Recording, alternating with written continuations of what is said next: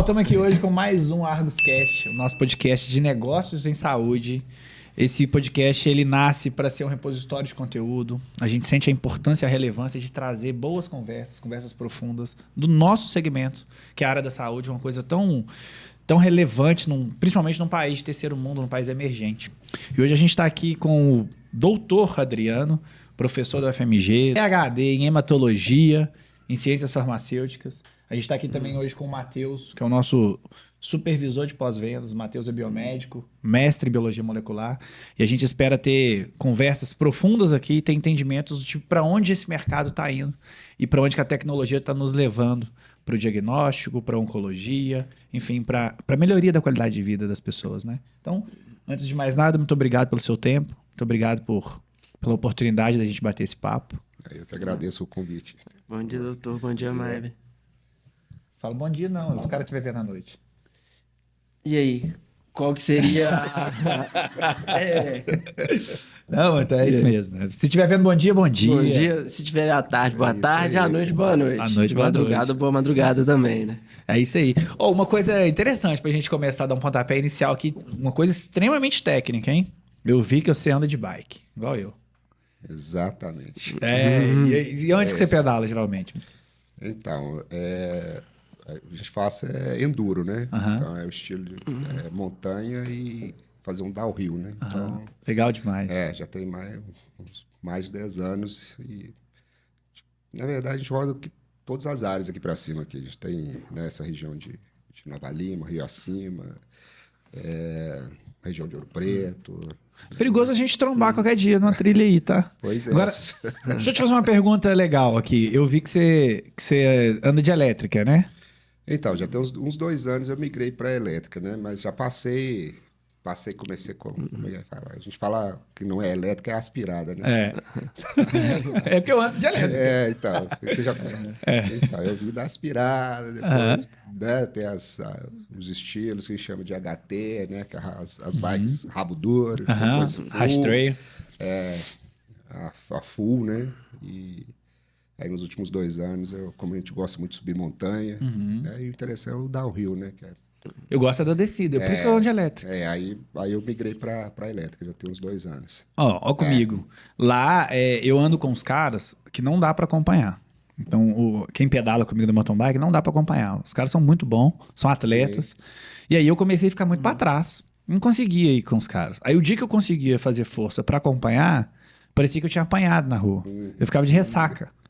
2 dias pra melhorar, tomava remédio, relaxante muscular, pra eu conseguir me recuperar. Aí eu falei, cara, ou eu vou parar de pedalar, ou eu preciso dar um jeito. Eu não vou virar atleta de mountain bike, porque eu não tenho o tempo e o preparo pra acompanhar, porque eu ando de BMX, que aí são manobras de bike aro 20, aquelas pequenas. É um esporte de explosão, não é um esporte de resistência. Sim. Então eu falei, cara, tem 25 anos que eu faço isso. Então, eu fui condicionado nesse tipo de esporte. Eu falei, já tem uma saída elétrica. Que aí eu fico só com a parte boa. Eu subo na assistência e descida. E aí eu ando de full também, eu ando como uma raso. Exatamente. Então, assim, a elétrica, eu vejo isso, para subir. A gente sobe 2.000 metros de altimetria, subir morro acima. E desce a milhão. Desce a milhão. Atropelando tudo. E você, Matheus, o que você tá fazendo de esporte aí? Esporte, ultimamente, eu tô um pouco fraco, sabe, Maebe? Ultimamente, eu tô um pouco fraco de esporte. Não fazer nada? Não. A última vez que eu tentei o skate, recuperar as memórias da infância, né? Acabei caindo, ralei todo, eu falei, não, vou dar uma segurada pra não... Tem que trabalhar, Tem que trabalhar no dia seguinte, exatamente. É isso aí, mas faz parte. Mas, o esporte é vida, viu? O esporte faz toda a diferença. O esporte vai manter você em dia, a cabeça no lugar. Eu faço esporte pra cabeça ficar em dia, né? Pra minha mente ficar limpa, pra conseguir vir aqui, trabalhar e focar e tal, porque você tem que ter um hobby. Exatamente. Sim. Eu vou na bike, mas já musculação, malho desde os 16 anos, natação. Então, Manter o corpo ativo. O corpo, você mora dentro dele, né? Então você tem que cuidar dele. E isso aí, cara, ninguém vai fazer por você o que só você pode fazer por você, que é cuidar do seu corpo. E passa, cara. Esse ano eu fui já nos 5 velórios. Uns 5 velórios. Recentemente.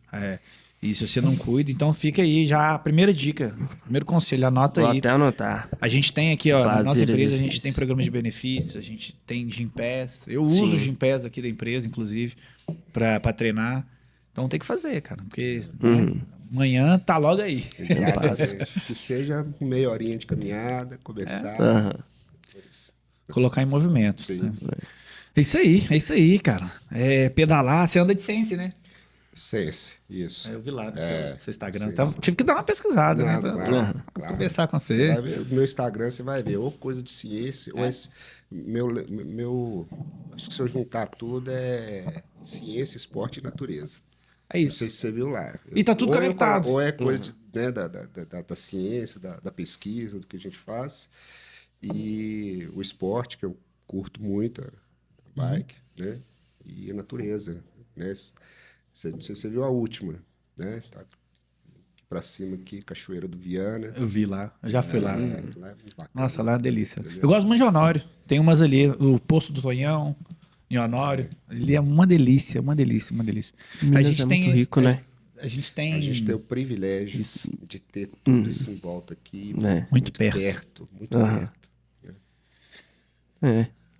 Da próxima vez me convida que eu com certeza vou ir. Ah, quero ver, você vai aguentar. hein? Não, ficar pra trás com certeza, mas a gente vai Agora, seguindo. me conta aqui, vamos lá do começo. Por que farmácia? O que te fez né, ir pra farmácia, assim, pra gente começar a entrar um pouco no propósito ali? Sim. Então, foi né, a época de vestibular e tudo, é aquela, acho que a maioria dos estudantes, aquela indecisão do que fazer, do que ser, né? E aí foi uma escolha por afinidade de disciplinas. Eu gostava, por um lado, gostava muito de matemática, mas gostava muito de química também. Então, fui por essas áreas e aí fiquei conhecendo, né, li sobre o curso de farmácia, muita química, né, desenvolvimento, e por gostar também da matemática, eu fiz o vestibular tanto para farmácia quanto para engenharia de alimentos. Eu pegaria matemática e a química. os dois têm, matemática e engenharia, muita física, né? Pois é. E aí, né, fui aprovado no curso de farmácia, acho que foi assim, a escolha da vida, assim, que eu Ai, que legal. me encontrei no curso. Eu costumo brincar, falei assim, eu acho que ainda bem que eu não passei em engenharia, porque eu fiz cálculo 1 na farmácia, Quase morreu. quase morri. Integral, derivada. Nossa tudo Senhora.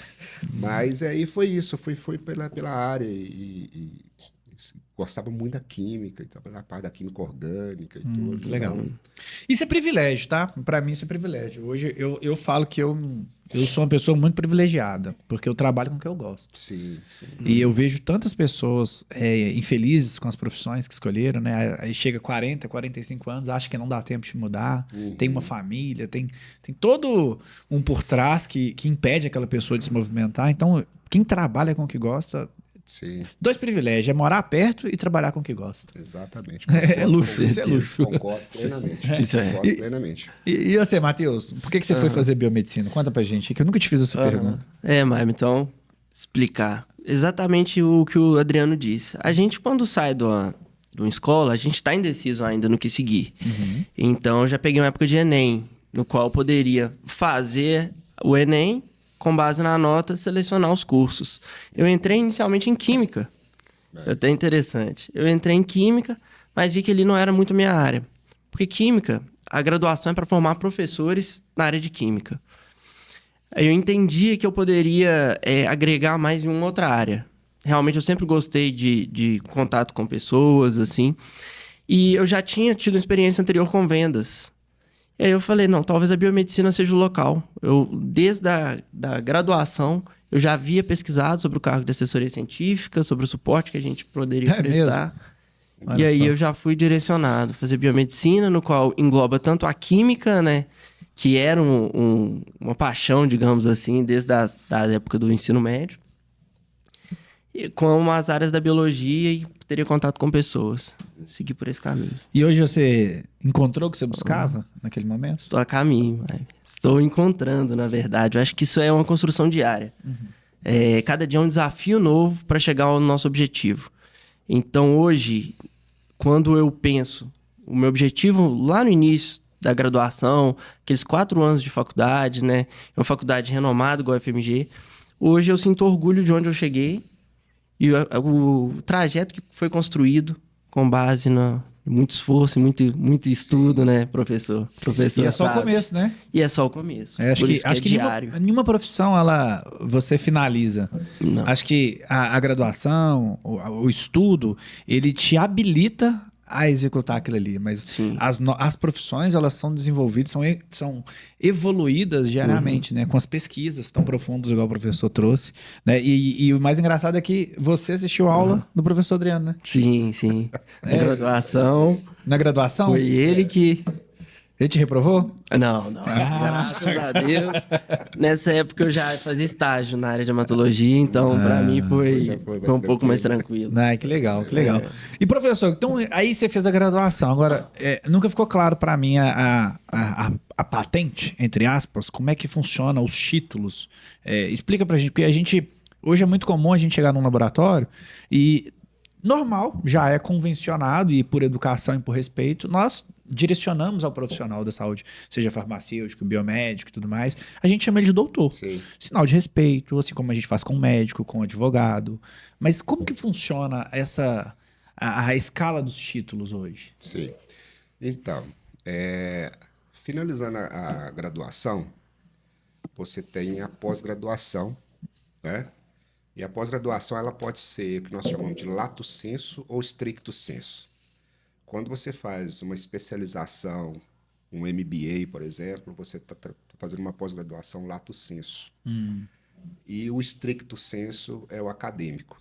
Então, você tem mestrado e doutorado stricto sensu. Há um bom tempo nós temos também mestrado profissional, tá? Mas o stricto sensu é o mestrado e o doutorado é o que é também conhecido como PhD. Tá? Então, é esse o caminho assim, da titulação. Aí você chega a doutorado, né? E conforme a gente estava conversando agora há pouco, você tem pós-doutorado, mas a maior titulação é o doutorado e o pós-doc ou pós-doutorado é um estágio pós-doutoral. Entendi.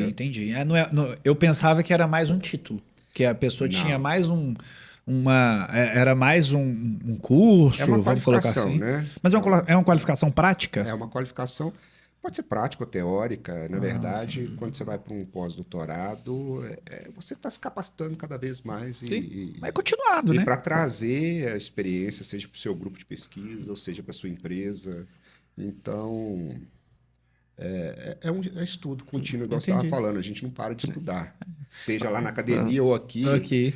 Se você quer sobressair, se você quer, né, tá na ponta ali, na liderança com os principais atores aí do mercado, seja lá na academia ou aqui, você tem que estar estudando, você tem que estar qualificando, atualizando. Então...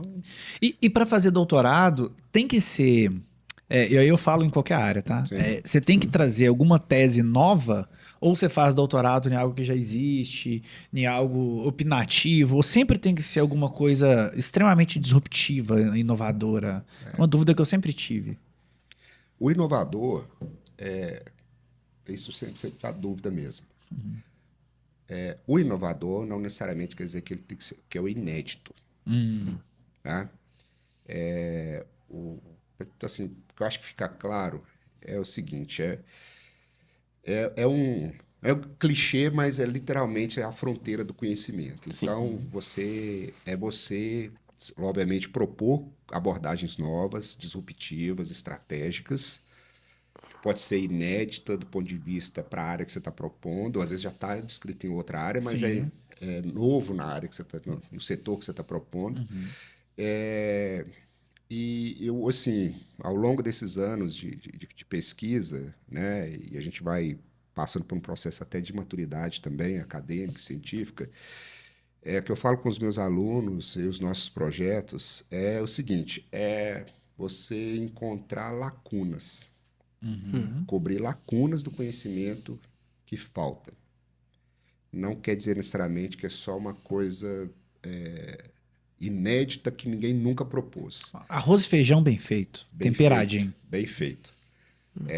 Então, por isso que, né, no mestrado, no doutorado, que é o desafio, inclusive, na atualidade, é leitura.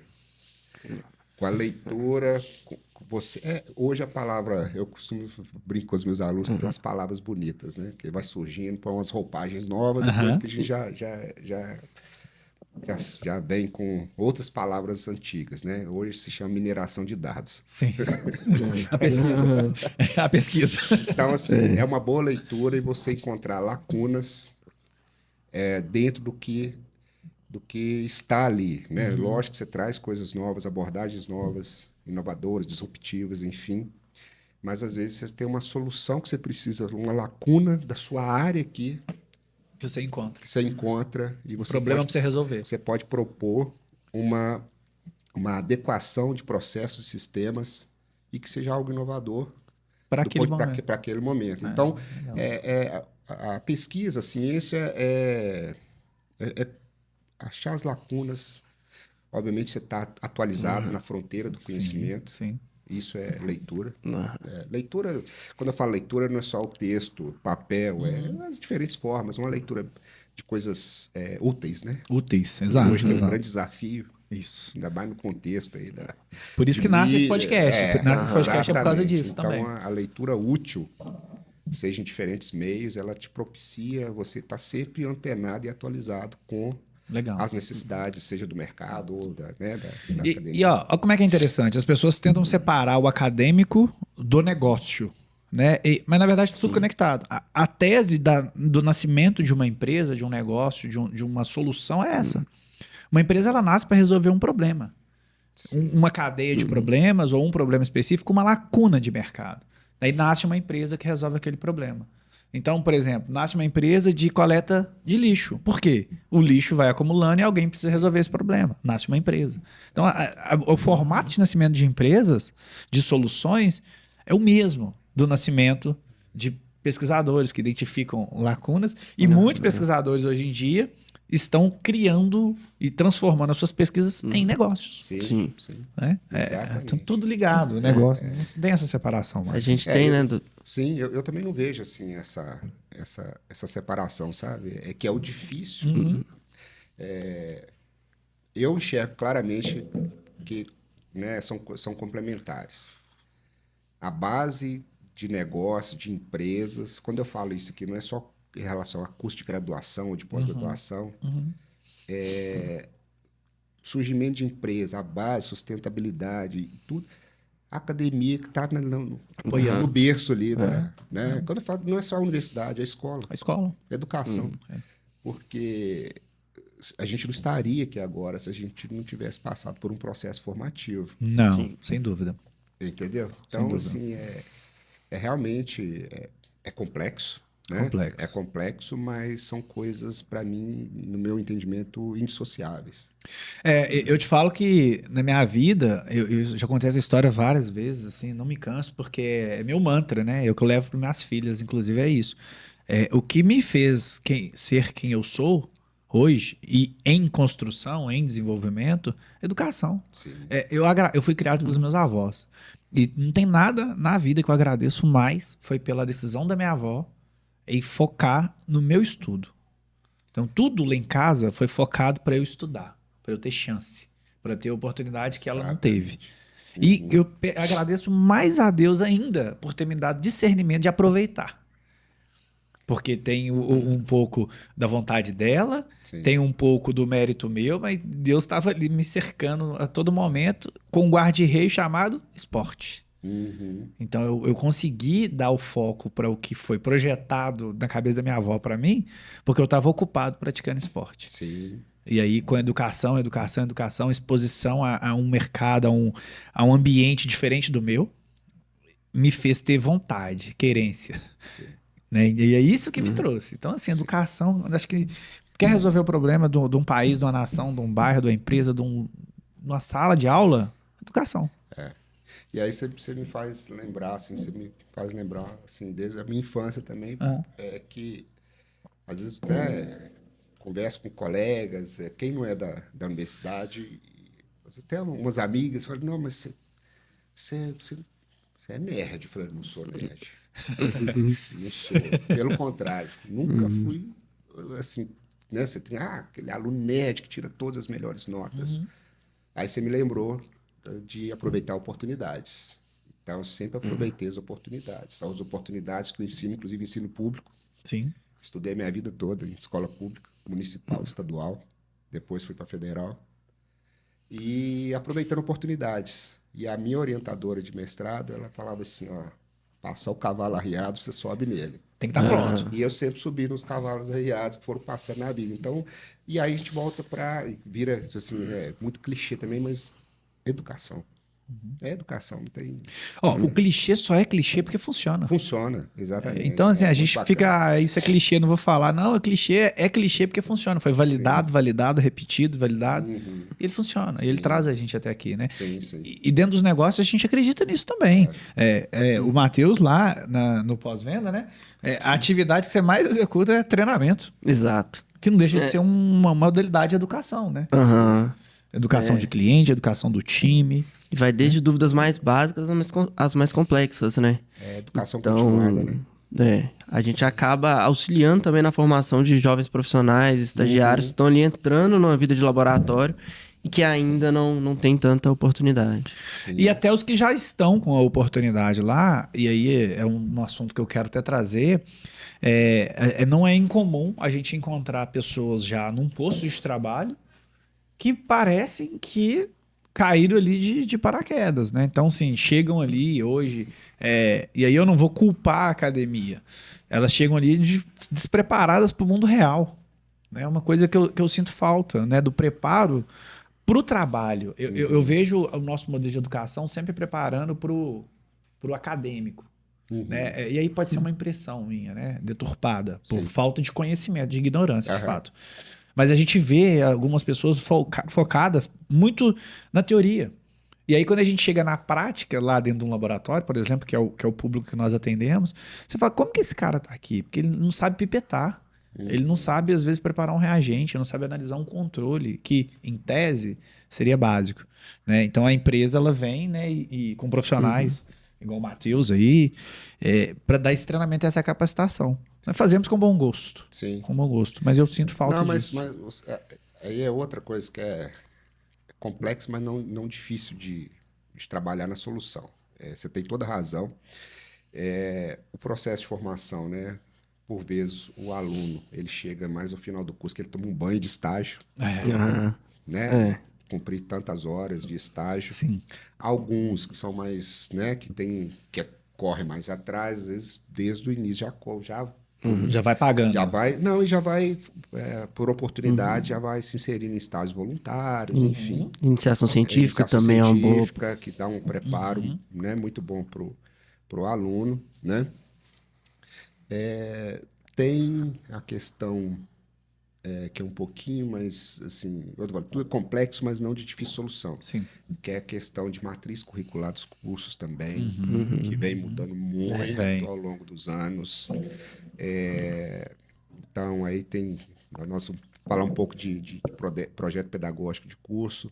Então, diretrizes curriculares que, né, vive mudando. Né? Acho que a interpretação das diretrizes não é o problema da diretriz, a interpretação. A diretriz é boa. A diretriz é excelente, mas a implementação e a interpretação. Então, realmente, você pega profissionais, né, que despreparados. Mas aí eu vou voltar para o meu caso, que quando eu me formei, eu fui trabalhar, né, no interior, com laboratório de análises clínicas e responsável técnico em farmácia. E realmente a gente chega com essa insegurança, né? Mas eu tinha onde buscar as informações, porque eu tive uma boa formação, eu não sabia tudo. Tá? Então, hoje, né, nós estamos falando de automação e tudo, eu trabalho muito nessa questão, mesmo na pesquisa, com a questão de automação também e tal. Mas fiz muita bancada manual em análises clínicas e no começo sozinho no laboratório, porque é um laboratório muito pequeno. Então, eu numa cadeira virava para o lado, eu estava no setor de hemato, puxava para o outro, eu ia para bioquímica. Troca de setor toda hora. Eu mesmo responsável por todos os setores. Então, semi-automatizado e manual, fiz muita coisa. Mas aí que eu tinha meus cadernos, minhas anotações, livros, eu sabia onde procurar. Então, tem essa questão, né, de buscar a solução do problema também, que eu falo com os meus alunos lá, sempre falei, já tenho mais de 25 anos, na verdade, você não aprende. Na verdade, a universidade está te mostrando o caminho. Isso, só está te mostrando que existe. Né, e te dando um direcionamento, assim como nos foi dado pelos nossos mestres anteriormente. Agora, você tem que correr atrás da solução de problemas, a solução do que você está enfrentando ali. Aí você tem que buscar informação, você tem que... né, e aí, como você falou, a gente vai se encontrando na área, vai achando e tudo. Então, tem a questão do profissional recém-formado, que está chegando também, não sabe... Querer. A dificuldade é pipetar. Cara, vai lá, fica pipetando água lá 1 hora, Médio. até pegar a mão para pipetar, entendeu? Então, assim, eu falo muito isso com os alunos. Tem que fazer a sua parte, né? Pô? Porque hoje, assim, a formação, ela há muito tempo que ela não é somente técnica. O diferencial é o conhecimento técnico-científico, inclusive da execução. Exato. Porque você executa repetidas vezes, aquilo vira um automatismo, igual a gente andar de bicicleta, que Vira a gente estava hábito, falando aqui, né? vira hábito. Mas agora, o conhecimento para solucionar qualquer problema que tenha naquele processo ali, então eu foco muito com os alunos questão de gestão de processos em todos os seus níveis. Ótimo. Entendeu? Agora, me dá a sua opinião. Me parece, e aí, assim, eu não gosto de ficar... Eu tô vendo muita gente comparando, na geração agora, a geração Z, a geração X, o Baby Boomer. Fica comparando gerações, achando facilidades ou dificuldades em determinadas gerações. Porque eu acho que, para mim, cada geração tem seu desafio. Sim. Pronto. Não é mais fácil pro de hoje, para nós não foi... são difíceis diferentes. Mas me parece que hoje está muito mais fácil de encontrar o dado. Né? Então, hoje eu tenho a IA, eu tenho GPT, tem Cloud, eu tenho Gemini, tem vários meios, tem os livros, tem os podcasts, tem os artigos. Me parece que tem muito mais dado disponível. Mas eu acho que esse acesso também gera uma distração. Qual que é a sua análise disso? Então, é o que você está falando, o acesso à informação. Né, eu vou falar da nossa, não vou falar da minha. Nós somos quase. Eu só pareço ser novo. Então, já peguei da época que a gente colocava na biblioteca, não tinha livro para todo mundo, a gente colocava o nome na lista de espera, para poder pegar o livro, para poder estudar. Então, somente década de 90 e 2000 para cá, você teve o boom da internet. Então, o acesso à informação, ele é global. Então, se você pensa assim, o acesso à informação, ele é global. A gente não tem aquela dificuldade hoje, facilmente você encontra um PDF de livro, né? E agora, com esses últimos 3 anos, com a inteligência artificial, que tem que tomar muito cuidado também, né? Sim. E aí, se você pensar que o acesso à informação ele se tornou global, você pensaria que a humanidade daria um salto de qualidade intelectual e seria todo mundo nivelado em um patamar né, de desenvolvimento. Eu falo intelectual de aprimoramento mesmo. Não é que é mais inteligente que o outro. Mas isso não aconteceu. Ao contrário. É o contrário. Então, ou seja, filtrar a informação, que é o difícil. Eu vou além. Eu acho que a galera tá com preguiça de pensar. Então chegou num momento que entenderam que a IA ela pode ajudar, que ela é muito boa, que tem muita coisa ali. E aí agora a pessoa, em vez de pensar em alguma coisa, ela vai lá já direto na IA e ela terceiriza o pensamento. Sim. Então, para mim, piorou. Risco pra Aí, do ponto de ciência, vista né? da academia, Esse é o quer risco. pular no meu pescoço. Mas aí eu, por exemplo, a gente trabalha muito com clínica, com diagnóstico clínico laboratorial, né? Os dados clínicos, integrado com o laboratório. Eu passo tenho as instruções para os alunos, eles dão um caso clínico para discutir, e falo assim, vocês vão me entregar escrito. Aham. A mão. A mão, é a mão. Vai ter que fazer. Pronto. Pode. Eu passo mais de 80, 100 IAs lá para os alunos. Pode E tá usar. todo mundo usando. Tem as principais, né, as mais conhecidas, mas é ferramenta de produtividade para quem sabe usar. Pra quem sabe usar.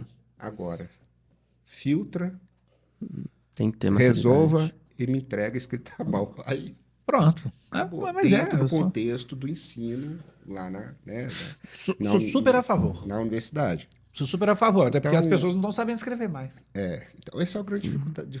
Não é só a questão da IA agora, né? Porque a questão do Do celular. celular, né? Com encurtamento de frases, com novas. Né? Então, realmente a escrita se perdeu muito, né? E com isso as áreas de processamento. Não tem como é que fala, uma resposta, uma solução certa para isso, não. Igual você falou, a geração. Cada geração, uma geração se adapta e sobrevive, mas é um desafio. E você pensa nesse contexto, inclusive para a gente lá, para a geração de teses e dissertações.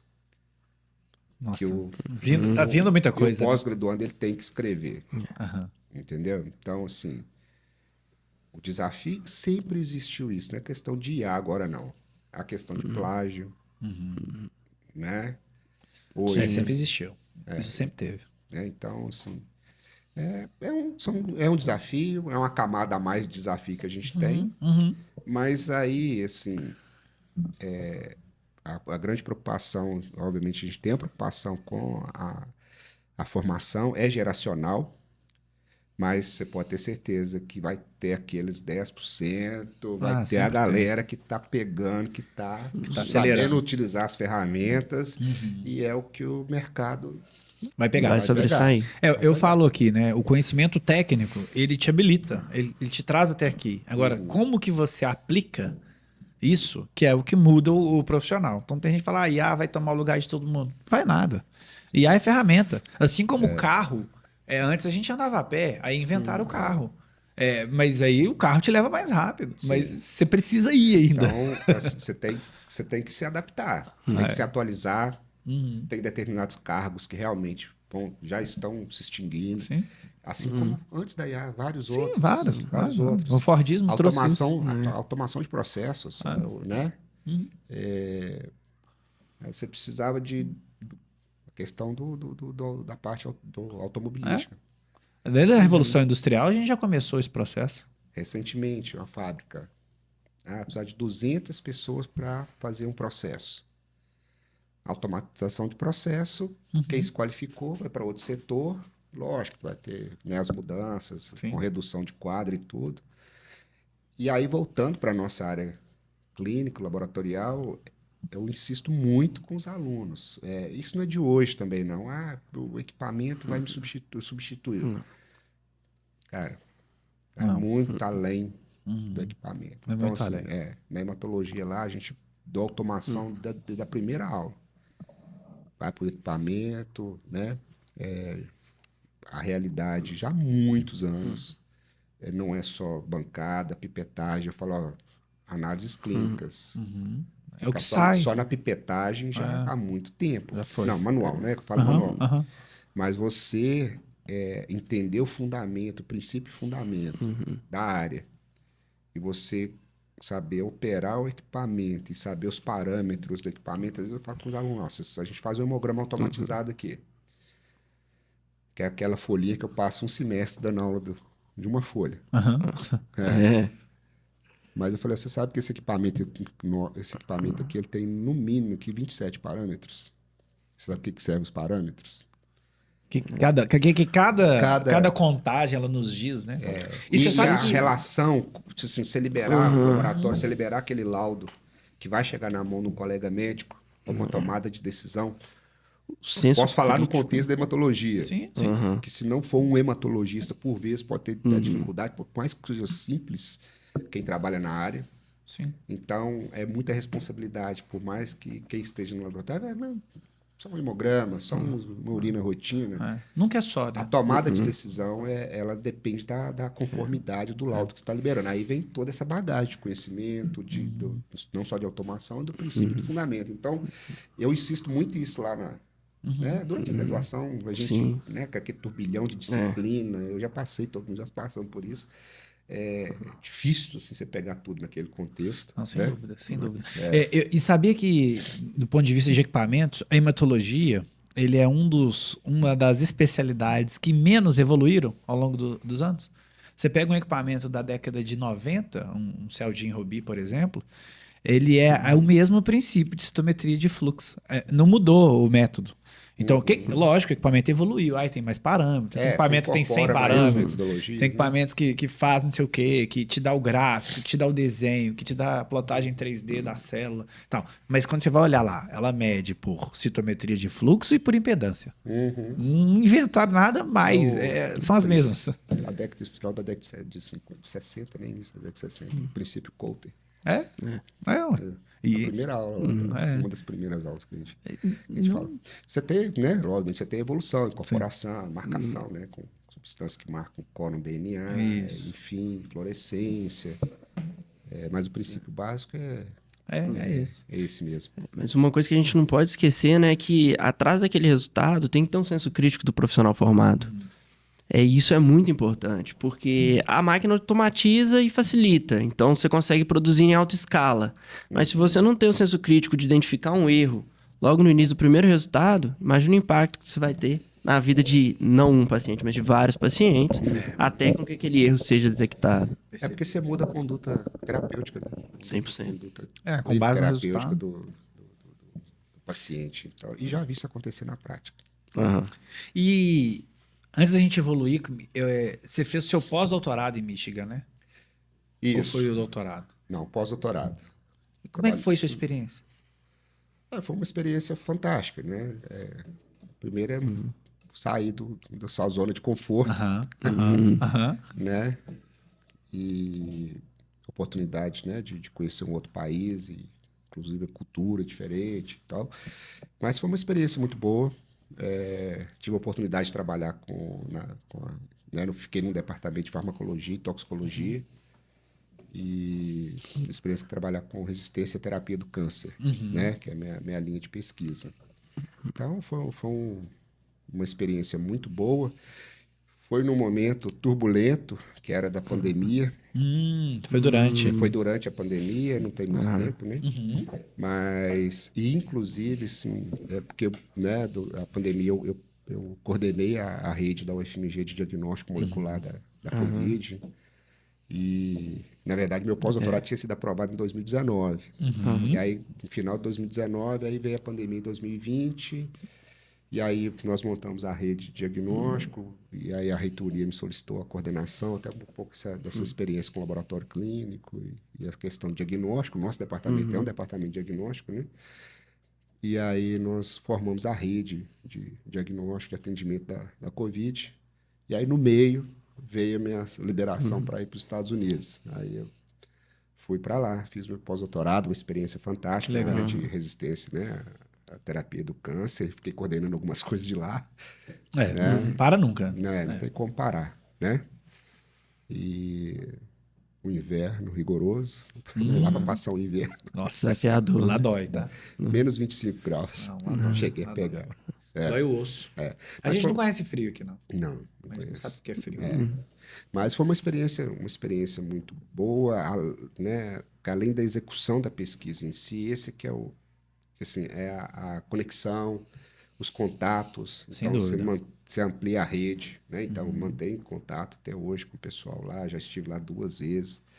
Network é tudo, né? Network de Network é trabalho, vai intercâmbio de aluno. Tem aluno lá ex-aluno nosso da biomedicina, fazendo doutorado.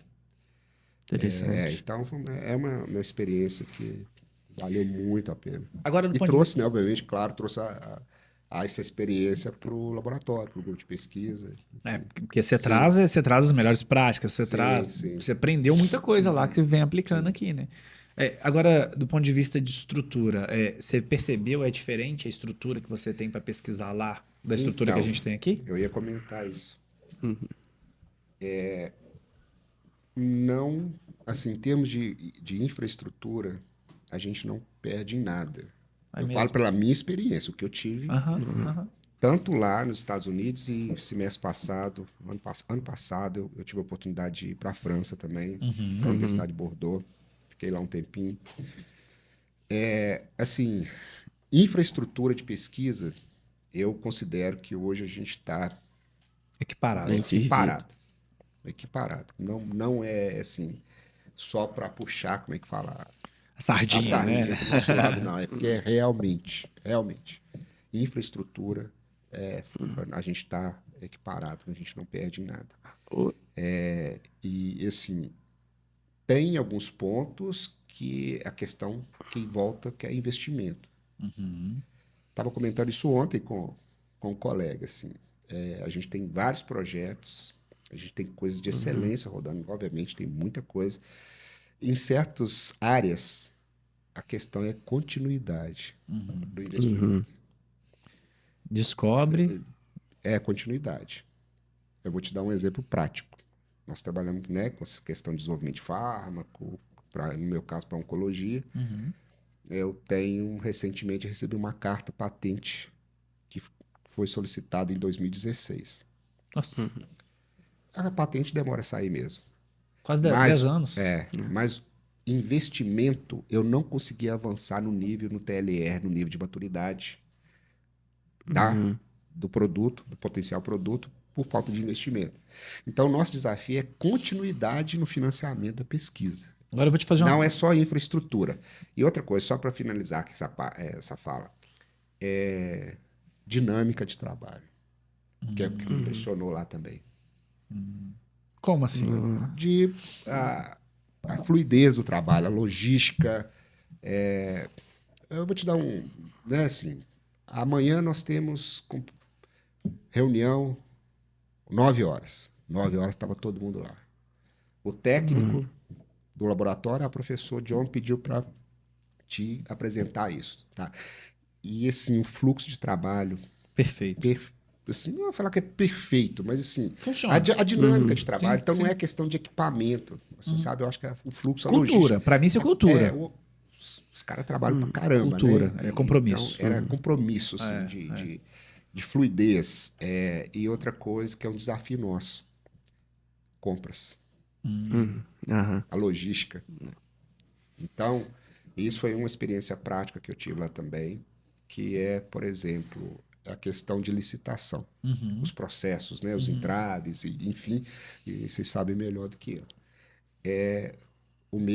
Isso foi uma experiência que eu passei lá, o mesmo reagente que eu faço uma solicitação aqui, ele me demora 6 meses, 7 meses, se for importado, para poder chegar, o mesmíssimo reagente, eu fiz uma solicitação 4 horas da tarde, o chefe do laboratório, já recebi seu pedido.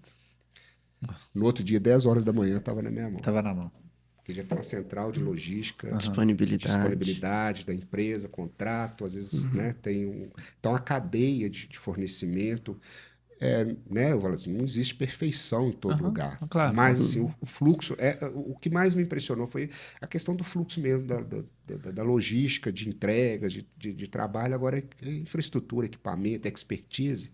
Até porque a gente chegou num platô de padronização. Então, o mesmo equipamento que usa lá, a gente usa aqui. A Abbott está lá, a Abbott está aqui. Sim, a Roche está na Europa, Sim. está aqui. Então, a gente tem a Mindray, está dominando o mundo. Então, grande parte das máquinas que nós trabalhamos são fabricadas pela Mindray. Então, a gente chegou num nível de globalização, de fato, de máquina.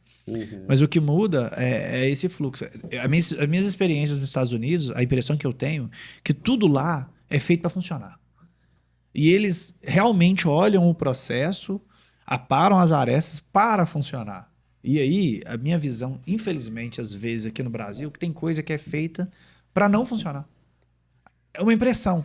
Na verdade, a gente tem que melhorar os fluxos, né? Eu acho que e também não generalizar para todos os setores, né? Mas assim, eu acho que cabe melhoria de fluxo. Sabe uma coisa burocrática, a burocracia ela existe, tem que existir para normalizar processos, né? Mas eu acho que dá para melhorar. O brasileiro é criativo. Precisa demais.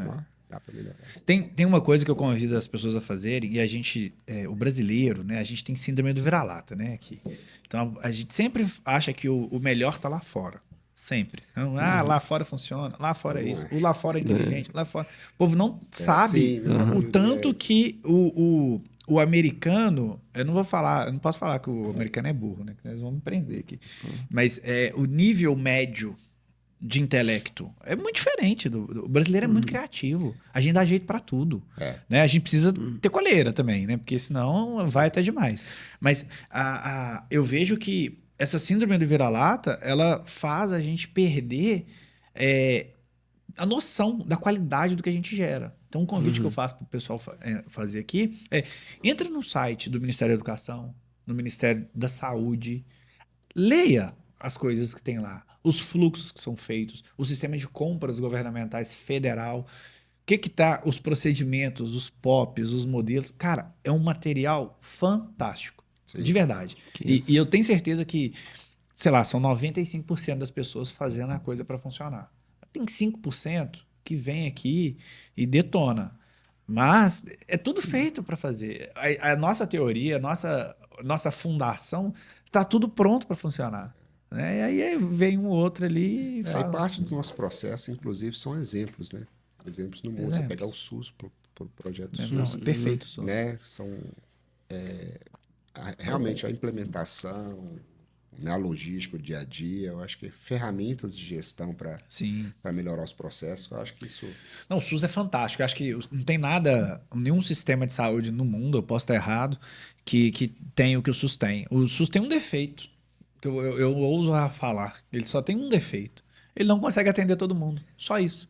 Mas depois que o cara entra ali na fila e ele entra para o sistema, né? Entra para o sistema, cara, eu acompanhei vários conhecidos que teve tratamento de oncologia, acompanhamento ad eterno. Meu cunhado, infelizmente, faleceu há alguns meses, mas teve um acompanhamento que, para ele ter o mesmo acompanhamento, talvez na saúde privada, eu não vou falar em relação a recurso financeiro, mas para ele ter o mesmo acesso, talvez ele não teria.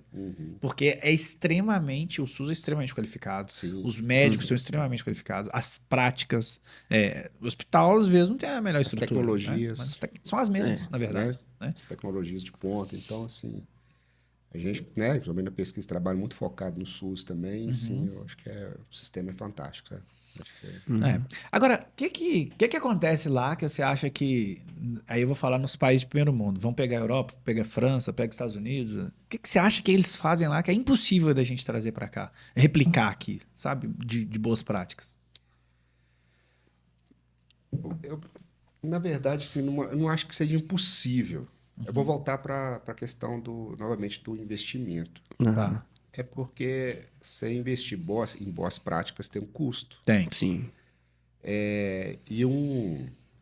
Que acaba voltando tudo para a questão do investimento. Então, assim, infraestrutura nós temos, expertise nós temos, mas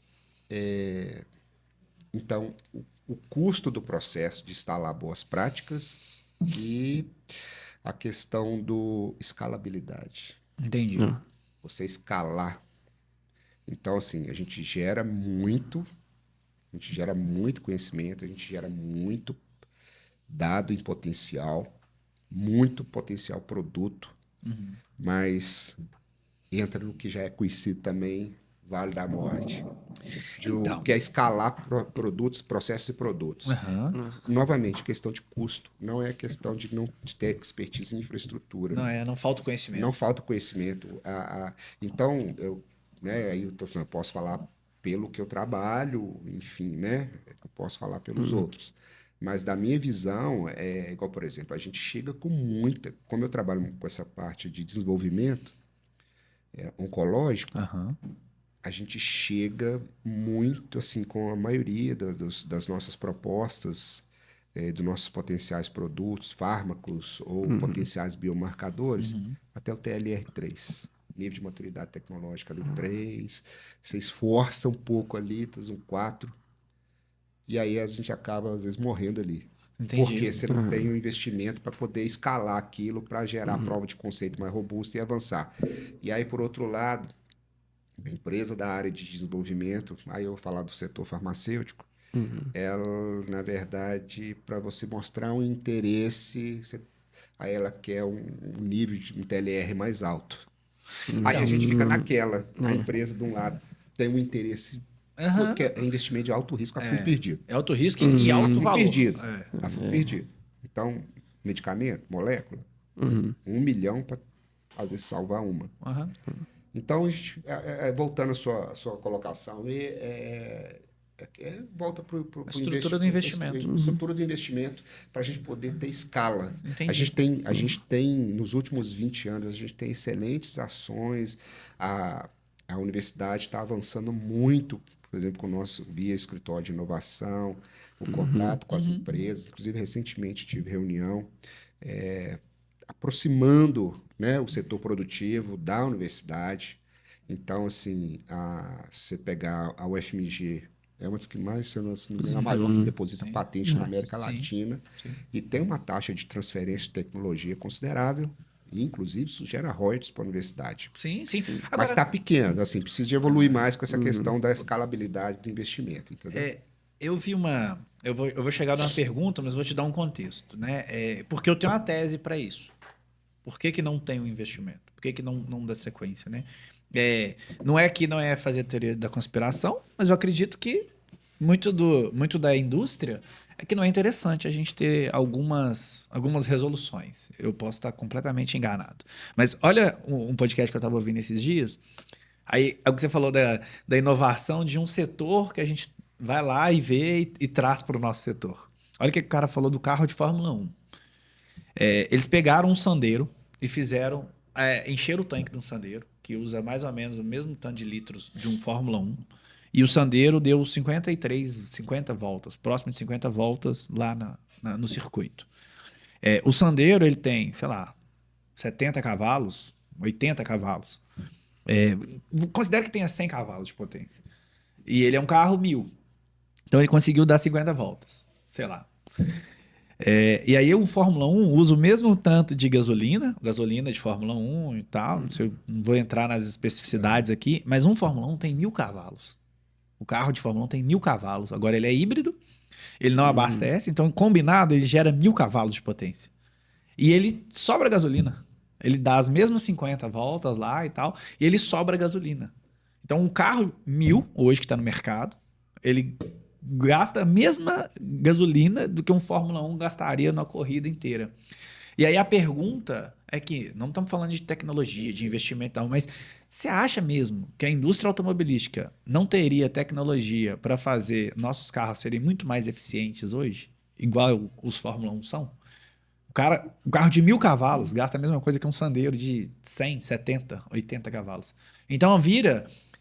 Até onde que é interessante? Aí vem a pergunta da teoria da conspiração, né? Será que eles não querem um carro muito mais eficiente para diminuir o consumo do petróleo?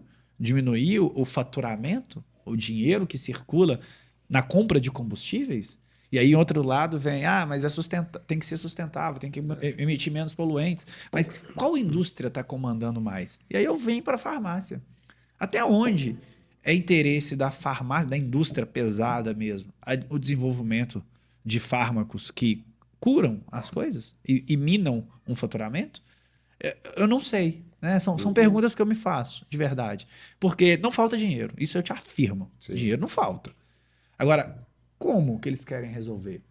Se querem resolver. Sabe? É uma reflexão que eu venho fazendo ao longo do tempo. Né? Porque talvez o investimento ele morre aí. Né? Não, até aqui a gente não, aqui a gente deixa aqui. Né? No momento vai chegar. Eu também tenho a resposta certa para te colocar, né? Mas eu acho que tem muita questão de custo e de mercado. Né? Então, né? E quem é do setor privado, farmacêutico, os gestores, eles têm acesso às informações que nós não temos. Sim. Então, eu acho que a fluidez do mercado, estudo de mercado, voltamos para o custo. Voltamos para o custo. Né? É dinheiro, mas o custo né? para chegar, por exemplo, o custo para chegar num consumidor, seja do exemplo que você falou, né, do automóvel, de ponta, e agora trazer para um medicamento, os custos são muito altos.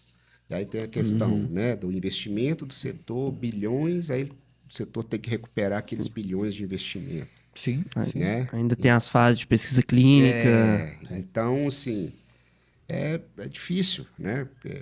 Não tem uma resposta certa para te dar, não, mas eu acho que fica muito em torno da questão de custo também, né? Então, agora, nós tivemos, assim, falando do setor de desenvolvimento, a questão farmacêutica e falando de contexto de Brasil, nós evoluímos, eu considero que nós evoluímos muito, estamos evoluindo demais, porque né, se a gente pegar a incorporação de novas drogas, novas tecnologias no SUS, se comparar uns 20 anos atrás, não. a gente deu um Um salto. salto. Então, assim, a gente tem, né, nós estamos na era do tratamento oncológico, de imunoterapia, com inibidores específicos e drogas lançadas nos últimos 5 anos, a Conitec, né, os órgãos do governo, então, eles têm aprovado bastante coisa, sabe? Então, assim, Achamos a reta, né? Para acelerar. Né? então, assim, porque sempre foi, né, esses medicamentos de alto custo via judicialização, Sim. ainda é muitas coisas. Ainda é, a Mas maioria.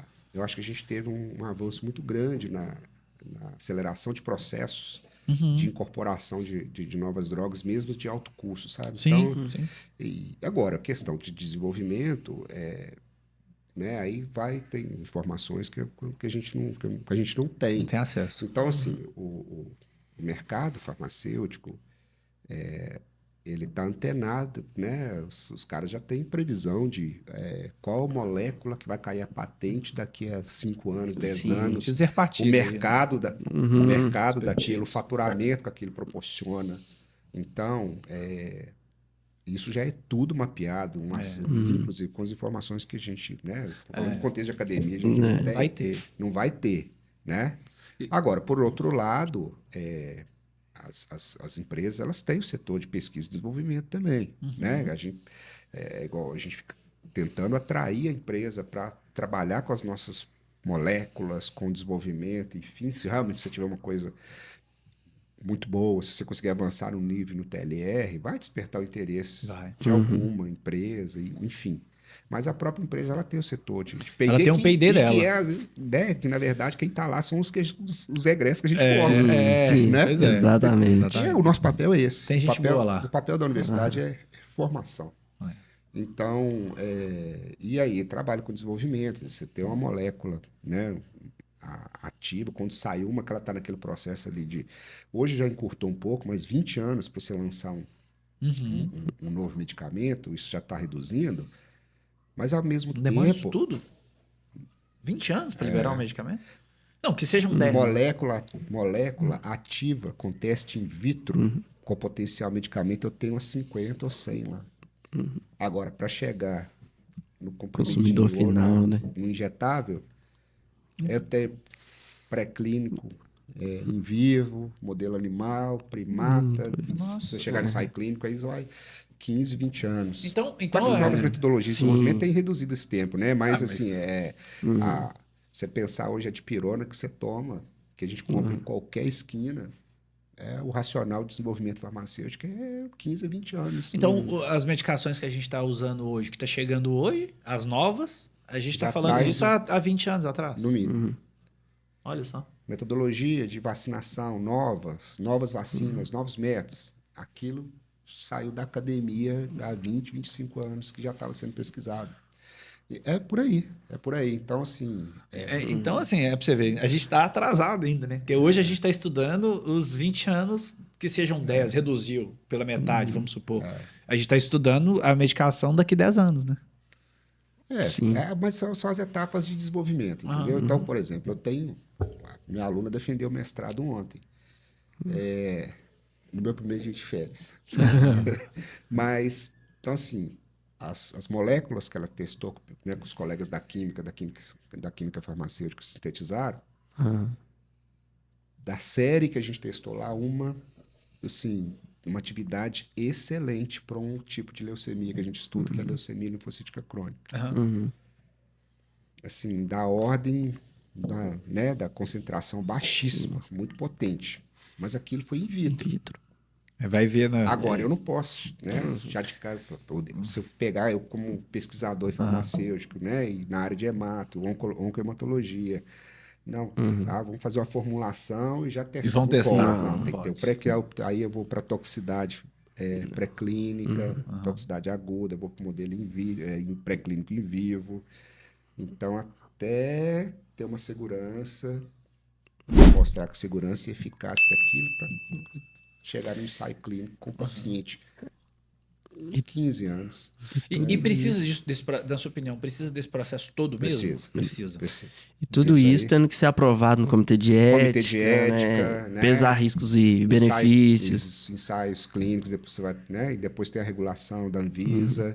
Isso é necessário. Isso não tem como, sim, você pular etapas Pular por etapas. causa de segurança e eficácia, né? Então, isso é muito sério. E aí, eu acho que essa parte da leucemia eu li um pouco lá, né, das suas pesquisas sobre o microRNA. É essa parte que trata? Não só isso. Assim, na verdade, a gente tem várias frentes. A minha linha de pesquisa, vou falar do que eu mais gosto. Aham. A minha linha de pesquisa é a oncohematologia. Então, né, a gente trabalha com leucemias e linfomas. Por mais que fale leucemia, pensa que é uma doença, mas assim, leucemia é um conjunto muito heterogêneo de doenças.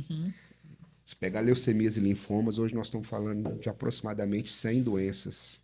Sério isso? Para mim, leucemia era um tipo de câncer. Aí, pronto. Não. É um grupo muito heterogêneo de câncer, né? Que a gente fala câncer de sangue. Câncer do sangue. Leucemia, então, é a classe do sangue, é a classe do câncer, é do sangue. Quando você fala leucemia, é o câncer do sangue, é o que é circulante. Está na circulação. Tá. Tudo vem do defeito da sua célula da medula óssea, célula tronco da medula óssea, célula tronco que a gente chama de hematopoética. Então, leucemia é o que manifesta, né? Você tem células tumorais circulando. Linfoma é localização tecidual. Você tem invasão de órgãos linfóides, linfonodos, enfim. Mas se pegar esse conjunto aí, nós estamos aí nos próximos, ultrapassando 100 doenças diferentes. Então, é nesse contexto que você tem, né, por vezes, pacientes com o mesmo diagnóstico, leucemia mieloide aguda. Um responde, E o o outro não. Porque é uma variação diferente da doença. Aí entra na questão da resistência, que eu venho trabalhando, né? Aí na descoberta de novos fármacos, potenciais novos fármacos. Entendi. Quando você fala microRNA, é potencial biomarcador para diagnóstico ou para prognóstico. MicroRNA, assim, a gente tem várias pesquisas, né? Enfim, mas algumas áreas, até com alguns kits até validade, mas eles seriam marcadores. Um biomarcador. E o biomarcador do microRNA seria para identificar qual variação da doença, para definir qual o melhor tratamento que ele recebe? Não chegamos nesse ponto ainda, mas, né, Essa é a meta. assim, uma das. Porque, assim, a gente tem, eu considero, principalmente, para prognóstico. Prognóstico. Que a gente tem, por exemplo, pacientes que a gente consegue classificar desses diferentes tipos de leucemia. Um paciente que a gente chama de baixo risco, um paciente que é de alto risco, que ele vai ter uma evolução mais rápida. Eu tenho que ver o contexto, se é uma leucemia aguda, né? Ou se é uma leucemia crônica. Crônica, ele tem uma sobrevida maior. A aguda já tem um curso mais acelerado. Então, a gente consegue ver padrões desses chamados microRNAs que estão mais frequentes num paciente de baixo risco. Outros que são mais frequentes que estão num paciente de alto risco. Então, aquele conjunto ali, ele pode ser auxiliar na estratificação. Tá, entendi. Entendeu? No conjunto. Então, seria mais com uma investigação de potencial biomarcador. Tá. Neste momento, principalmente no contexto prognóstico. Assim. É um cálculo estatístico, né, da condição daquele paciente para talvez a terapia, com talvez marcadores. Com marcadores. Né? Com marcadores. Esse dado ele é para quem? Ele é para o médico? Vai acabar, o ponto final é chegar para a interpretação do clínico, né? Mas, assim, isso ainda está um pouquinho... Assim, é novo. Faz parte da rotina. Você tem algumas áreas, né? Algumas áreas que você já tem painéis de microRNAs, enfim, Mas apesar que o termo microRNA não é novo, mas assim, a pesquisa em si, a validação disso para chegar na ponta do laboratório, ela é relativamente nova. Assim. MicroRNA, até na década de 90, se eu não me engano, era considerado um lixão molecular. É. Né? Você já estudou, você sabe Sim, disso. isso é muito Não tinha, não interessante. tinha Né? utilização para nada. Aham. Então, aí com os aí que vem o lance da ciência e da pesquisa. Que passaram a observar que ele tinha um papel regulatório na biologia celular. Nada se desperdiça. Na biologia celular. Aí começou a ser muito estudado em doença inflamatória. Aí no contexto do câncer, principalmente de 2010 para cá, teve um boom. Então a gente consegue, né? Hoje eu consigo, por exemplo, no contexto de leucemia, eu tenho paciente que ele tem uma deleção do cromossomo numa determinada região. Aí perde função. A perda da função é porque naquela região que foi perdeu do cromossomo, saíram os microRNAs que eram importantes, Que regular. que regulavam. Então, assim, no contexto de pesquisa, né? Isso tem muita coisa. Assim, hoje sai artigo aí, milhares por dia aí. Você tem muita coisa em andamento. Né? Não tem, assim, validação clínica, o exame, igual a gente faz um colesterol, um hemograma, né? Acho que isso ainda demanda Mas quando tiver, validação ainda. qual que é a plataforma que é feito esse exame? É biologia molecular? Biologia molecular. Faz né, PCR. PCR, real time. Tempo real. Mas a gente consegue fazer, aí tem a questão de custo, né? Então, a gente trabalha com microRNA já tem uns 10 anos, ou um pouco mais. PCR tempo real, a gente sempre fez, né? Isso é sempre feito. Hoje, a gente tem uma aluna, né, doutorada, a gente está trabalhando, ela está fazendo microRNA por PCR digital. Interessante. No plasma, não é nem de célula. A gente coleta. Aí o termo bonito aí é biópsia líquida. Né? Outro nível, hein? Então, assim, a gente coleta no plasma, né, na parte líquida do sangue Olha do só. paciente. A gente consegue extrair esses microRNAs e consegue fazer por PCR digital, que tem uma sensibilidade Muito muito maior. maior, bem maior do que o PCR. Falava que o PCR convencional, a gente lembrava da época. Eu trabalhei muito com PCR convencional, que era fazer gel. Eletroforese. Gel. Fiz muito Eletroforese. já fiz muito gel de poliaquilamida no meu mestrado e doutorado. Aí depois veio PCR em tempo real. Sim, né? facilitou muito a visualização. Fiz isso. Aí outra agora coisa. Eu vendi, digitava. no início da minha carreira, eu trabalhava numa empresa de pesquisa. Né? Aqui a gente está em laboratórios de diagnóstico clínico, análises clínicas. Minha carreira se inicia numa empresa de pesquisa e desenvolvimento. Laboratório de pesquisa e desenvolvimento. Então eu vendia muito PCB. Né, lá da Federal. A gente vendia muito sistema de fotodocumentação de géis. Que aí você fazia a corrida de eletroforese e aí usava o sistema para olhar. Antes do PCR, estou falando de 2008. Então, você vê a evolução, né? E aí a gente consegue fazer, a gente já fez, isso não é de agora, eu tenho um projeto que foi de 2017, nós já estamos falando quase 10 anos. Nós fizemos vocês já ouviram falar do genoma, né? Sim. Que é sequenciamento completo do genoma. Então, a gente já faz mirnoma, que é sequenciar todos os microRNAs do indivíduo. Isso é novo, essa eu nunca tinha Mas ouvido nós falar. fizemos isso em 2017. Olha aí. Então, a gente pegamos os pacientes com duas, essa leucemia linfocítica crônica e outra entidade também, que é um grupo, na verdade, que é a mielodisplasia. E fizemos esse mirnoma, que é sequenciar todos os microRNAs do indivíduo. Aí a gente acha uns padrões interessantes, que a gente chama de expressão diferencial, uns estão mais aumentados, outros estão diminuídos, e na época, e a gente leva esse estudo até hoje. Legal. Na época, por exemplo, a gente selecionou aí, entrou a bioinformática, né? Que eu adoro também. Entra a parte da bioinformática, de processamento de dados, enfim. A gente conseguiu, por exemplo, ver uma expressão diferencial, 20 microRNAs desse mirnoma estavam chamando a atenção. Aí o que a gente faz? Na época desses 20, inclusive, 3 por montar a sequência. Dos 3, 2 eram inéditos. A gente não achou no banco de dados, lógico que é banco de dados, tem que conferir. E na verdade, tinha sido descrito, tinha um pedido de patente para a doença de Alzheimer na época. Olha só. E aí a gente vem trabalhando com isso. Aí eu pego, por exemplo, esses 20, aí eu trago, vou testar isso num N de pacientes, coleta amostra de pacientes, monto um painel só com esses 20 que eu achei lá do sequenciamento. E vamos ver, por exemplo, num grupo maior de pacientes, 200, 300 pacientes, se replica, se naquela doença realmente Aquele padrão se aquele repete. padrão se repete, aí eu vejo, aí nós estamos falando de laboratório, nós conseguimos ver se aquele cluster, se aquele conjunto ali, ele tem sensibilidade, especificidade ou acurácia para ser um potencial biomarcador, um painel de biomarcador. Biomarcador. Então, E o aí objetivo... você valida isso, mas a gente isso ainda está, né? Isso é pesquisa, a gente vai caminhando. O objetivo disso tudo é a gente talvez chegar num teste que vai fazer no indivíduo para identificar o potencial risco daquela doença, de Isso. ter aquela...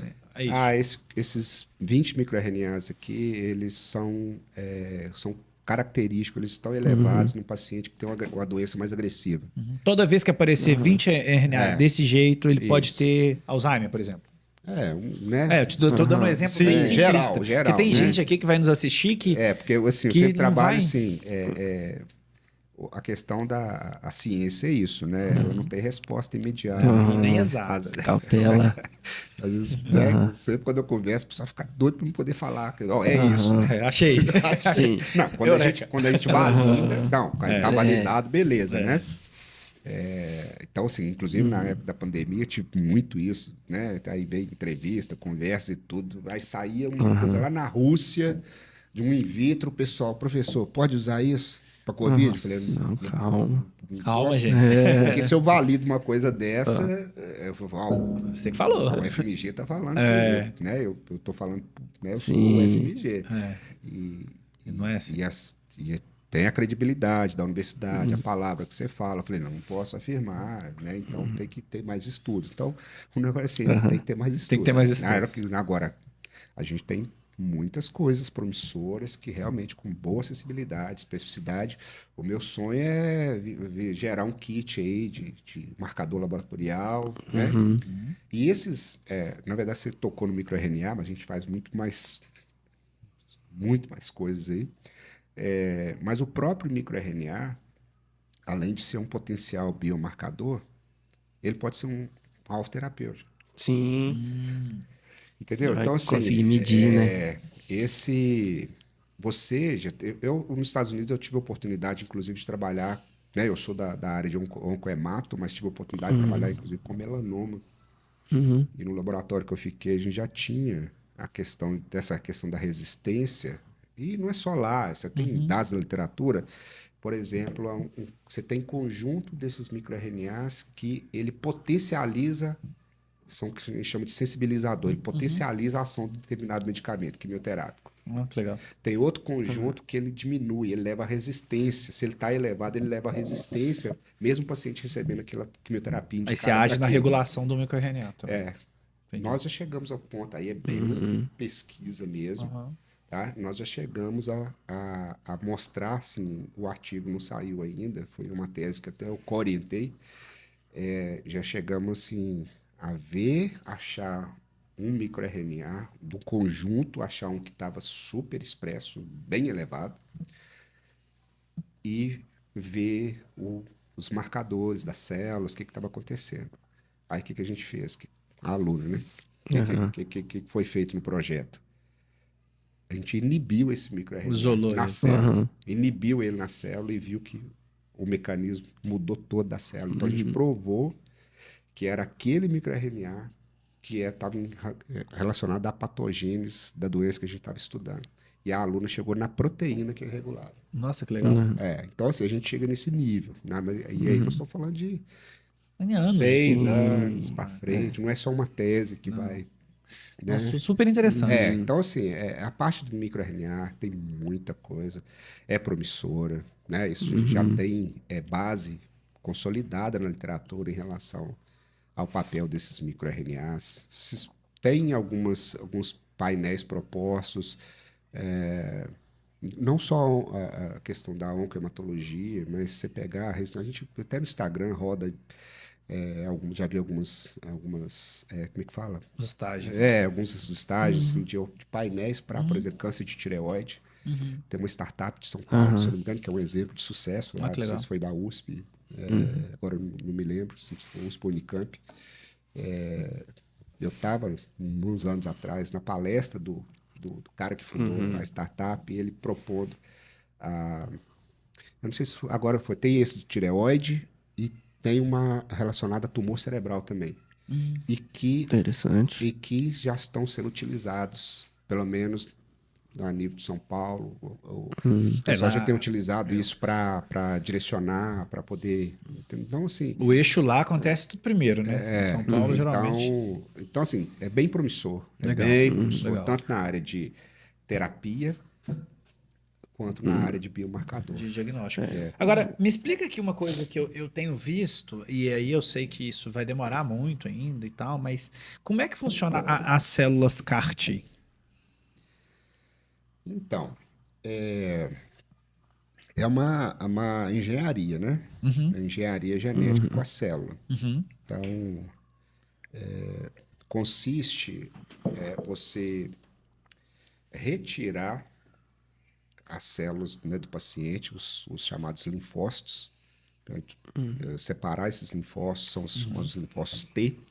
Tá? No sangue mesmo, padrão. Você coleta a amostra do paciente e você pega o fraciona e separa os linfócitos T desse paciente e você faz o que a gente fazia, o que se fazia in vitro, né, em célula, in vitro, em modelo experimental, hoje você faz com a célula do paciente, que é você modificar geneticamente essa célula, esse linfócito, para que ele reconheça a célula tumoral. E você volta com essa célula para o paciente. Injeta novamente. É um transplante de células. Aham. Se você pensar na técnica em si, é uma infusão. Então, por exemplo, a indicação do CAR-T, né, para alguns tipos de linfoma, o CAR-T, digamos, o primeiro que surgiu é o que a gente chama direcionado contra um marcador da célula chamado CD19, que é uma célula B, né? Se a gente pegar as leucemias agudas, LLA e linfomas, a casuística maior de célula B, então essa célula B ela tem uma identidade, né? Tem um marcador na superfície dela. Um deles, tem vários, um deles é chamado CD19. Então, essa célula Mudada. mudada, ela passa a expressar, né? Você faz uma transfecção, uma engenharia da célula mesmo, fazer ela expressar um marcador que essa célula, então, ela passa a reconhecer e ligar esse CD19 quando ela encontra essa célula de novo. Então, você ensina a célula de defesa do paciente a reconhecer aquela célula tumoral, E matá-la. que é uma expansão, induz citotoxicidade e induz destruição dessa célula, morte celular, né? Então é uma engenharia celular, uma engenharia genética, onde você beneficia a célula imune do paciente e essa célula volta para o paciente, então ela tem um ligante ali, você expressa isso, né? E ela passa a reconhecer aquela célula B clonal, por exemplo, com CD19 positivo. Essa é a cura do câncer. Então, os resultados, né, são excelentes, né? Não vou falar em termos, é difícil tirar de mim cura, né? Mas assim, Não, mas é um em tratamento, tese- é um tratamento que tem revolucionado, né? O que, né? Acho que os estudos estão avançando aí para não só para linfomas, tudo, mas para mieloma, tá? Né? Você pega o CAR-T, já tem um tempo, né? Até é novo, né, do ponto de vista da implementação, mas o desenvolvimento e os primeiros CAR-T já tem um tempinho, está aprovado pelo FDA nos Estados Unidos e está vindo, está chegando aqui. Já tem terceira geração, né, segunda, terceira geração. Nós temos um colega na UFMG que trabalha com E já funciona, então, desenvolvimento de isso. CAR-T. Não, Isso já está aí. funciona, né? Lógico, como qualquer terapia, você vai ter efeitos adversos, efeitos Sim, colaterais. Um dos que é relatado e que o paciente tem que ser monitorado a gente chama síndrome de líquido tumoral, tempestade de citocinas, comprometimento, né, do sistema nervoso, enfim. Mas é revolucionário, né? Essa técnica da questão da engenharia genética, sabe? Isso é caro? caro. Cara, Né? Caro, eu não vou, não, é. vou saber precisar o valor certinho, mas está da casa de milhões. Por paciente. Por paciente, por um tratamento. Tá? Isso É bem afasta, caro. né? Isso afasta. Mas é porque é metodologia, é tudo assim. O que vem novo, né? É o que a gente estava falando de quimioterápico e de moléculas agora há pouco, né? Uhum. Mas, assim, por exemplo, o Brasil está na fronteira disso aí, tentando, né? Trazer o SUS, né? Então, gerar a base tecnológica, a infraestrutura, né? Porque essas células elas são beneficiadas no exterior. Uhum. E aí tem esse custo, né? Tem que Outra trazer coisa, a tecnologia de beneficiar isso, aqui, né? isso, Porque mas né, o Ministério da Saúde, a gente já tem já está, né, avançando com isso, legal. nas iniciativas de trazer o CAR-T, né, fazer um CAR-T nacional. É porque equipamento a gente tem. Intelecto também eu não acho que falte aqui. A gente tem tudo aqui. É a questão, de novo, custo. É o investimento. É investimento. Né? E aí eu mas me pergunto, será que tendo CAR-T aqui que cure, né, entre aspas, bem aspas, o câncer, ou controle, ou enfim, mude a terapia, quanto que para-se de consumir dos outros fármacos atualmente? não para fácil. Não para. Não, não, eu estou te falando isso porque você tem que, né, a questão é da elegibilidade do paciente para receber aquela terapia. Entendi. Então, Não é para todo mundo também. não, é porque você tem, primeiro, o tipo da doença. Uhum. Né? Ele está aprovado para algumas doenças, inclusive com linfomas, enfim. Aham. E tipo de linfoma, se eu pegar linfoma, tá? Quando eu falo o termo linfoma, nós estamos falando de pelo menos 50 doenças diferentes. Nossa. É um horizonte É um imenso. Então, você tem um tipo de linfoma que é aprovado. E outra coisa, não é a primeira linha, né? É um paciente que a gente chama de recidivado. É paciente que já não respondeu A todos os outros tratamentos. a indicação inicial. Então, tem um algoritmo de segmento de uso. É tipo né? o último caso, né, para aquele paciente ali. Depende da elegibilidade do paciente. Entendi, Tem a entendi. ver com a sua resistência né, aos protocolos que já existem, a primeira linha de tratamento. Então, ele vai passando. Tem a questão da clínica do paciente. Aí a avaliação médica, né? Tem a avaliação do hematologista, tem que ter a clínica do paciente. Enfim, é um conjunto.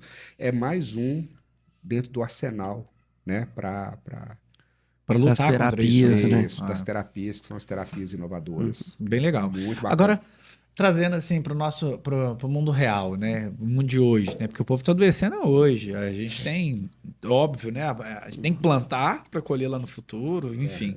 Mas hoje você já vê. Na verdade, deixa eu melhorar a pergunta. Como que você correlaciona as pesquisas, os achados para o dia a dia hoje? Você já teve laboratório, né? Hoje, dentro dos laboratórios, as tecnologias, o que você vê a pesquisa chegando para mudar, para melhorar esse diagnóstico, para dar mais segurança para o laboratório, emitir um laudo, para o médico também exercitar sua confiança ali naquele laudo? Enfim, o que você enxerga disso?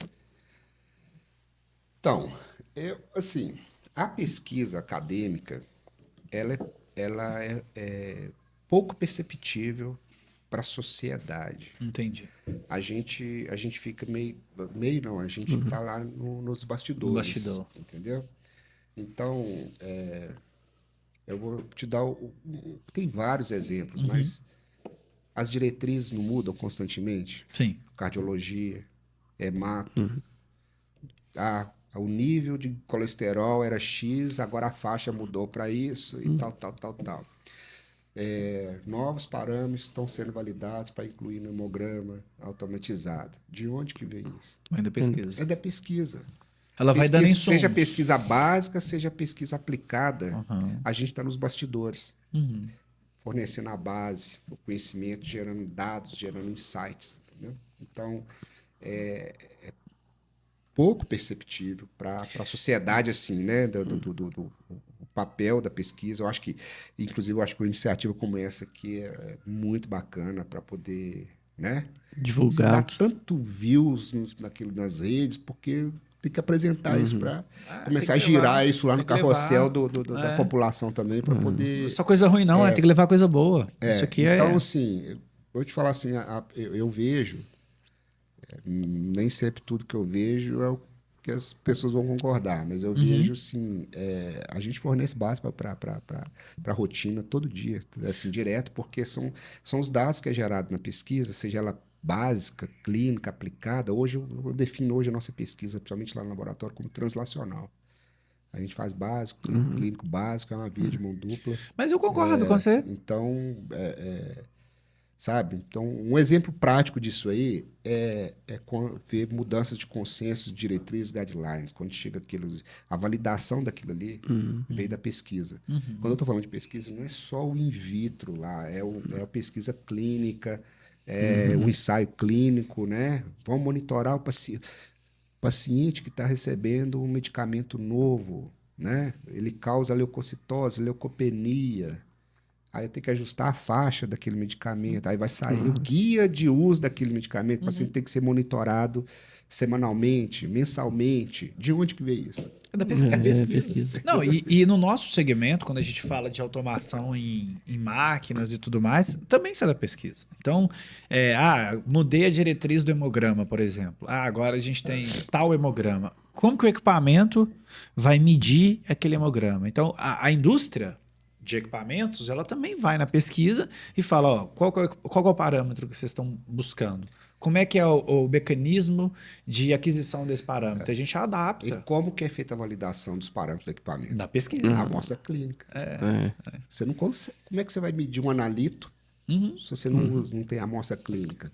Pesquisa. Pesquisa. Eu tô falando assim, quando eu falo pesquisa, às vezes fica muito com aquela coisa assim, só o laboratório do tubinho de ensaio, do in vitro, lá não. Muito mais que É isso. validação de equipamento, desenvolvimento, né? Vou te dar um dado. A gente foi recentemente, um ano atrás, a gente foi na Argentina, a fábrica que a gente distribui, a gente é distribuidor de uma empresa que chama Wiener Lab.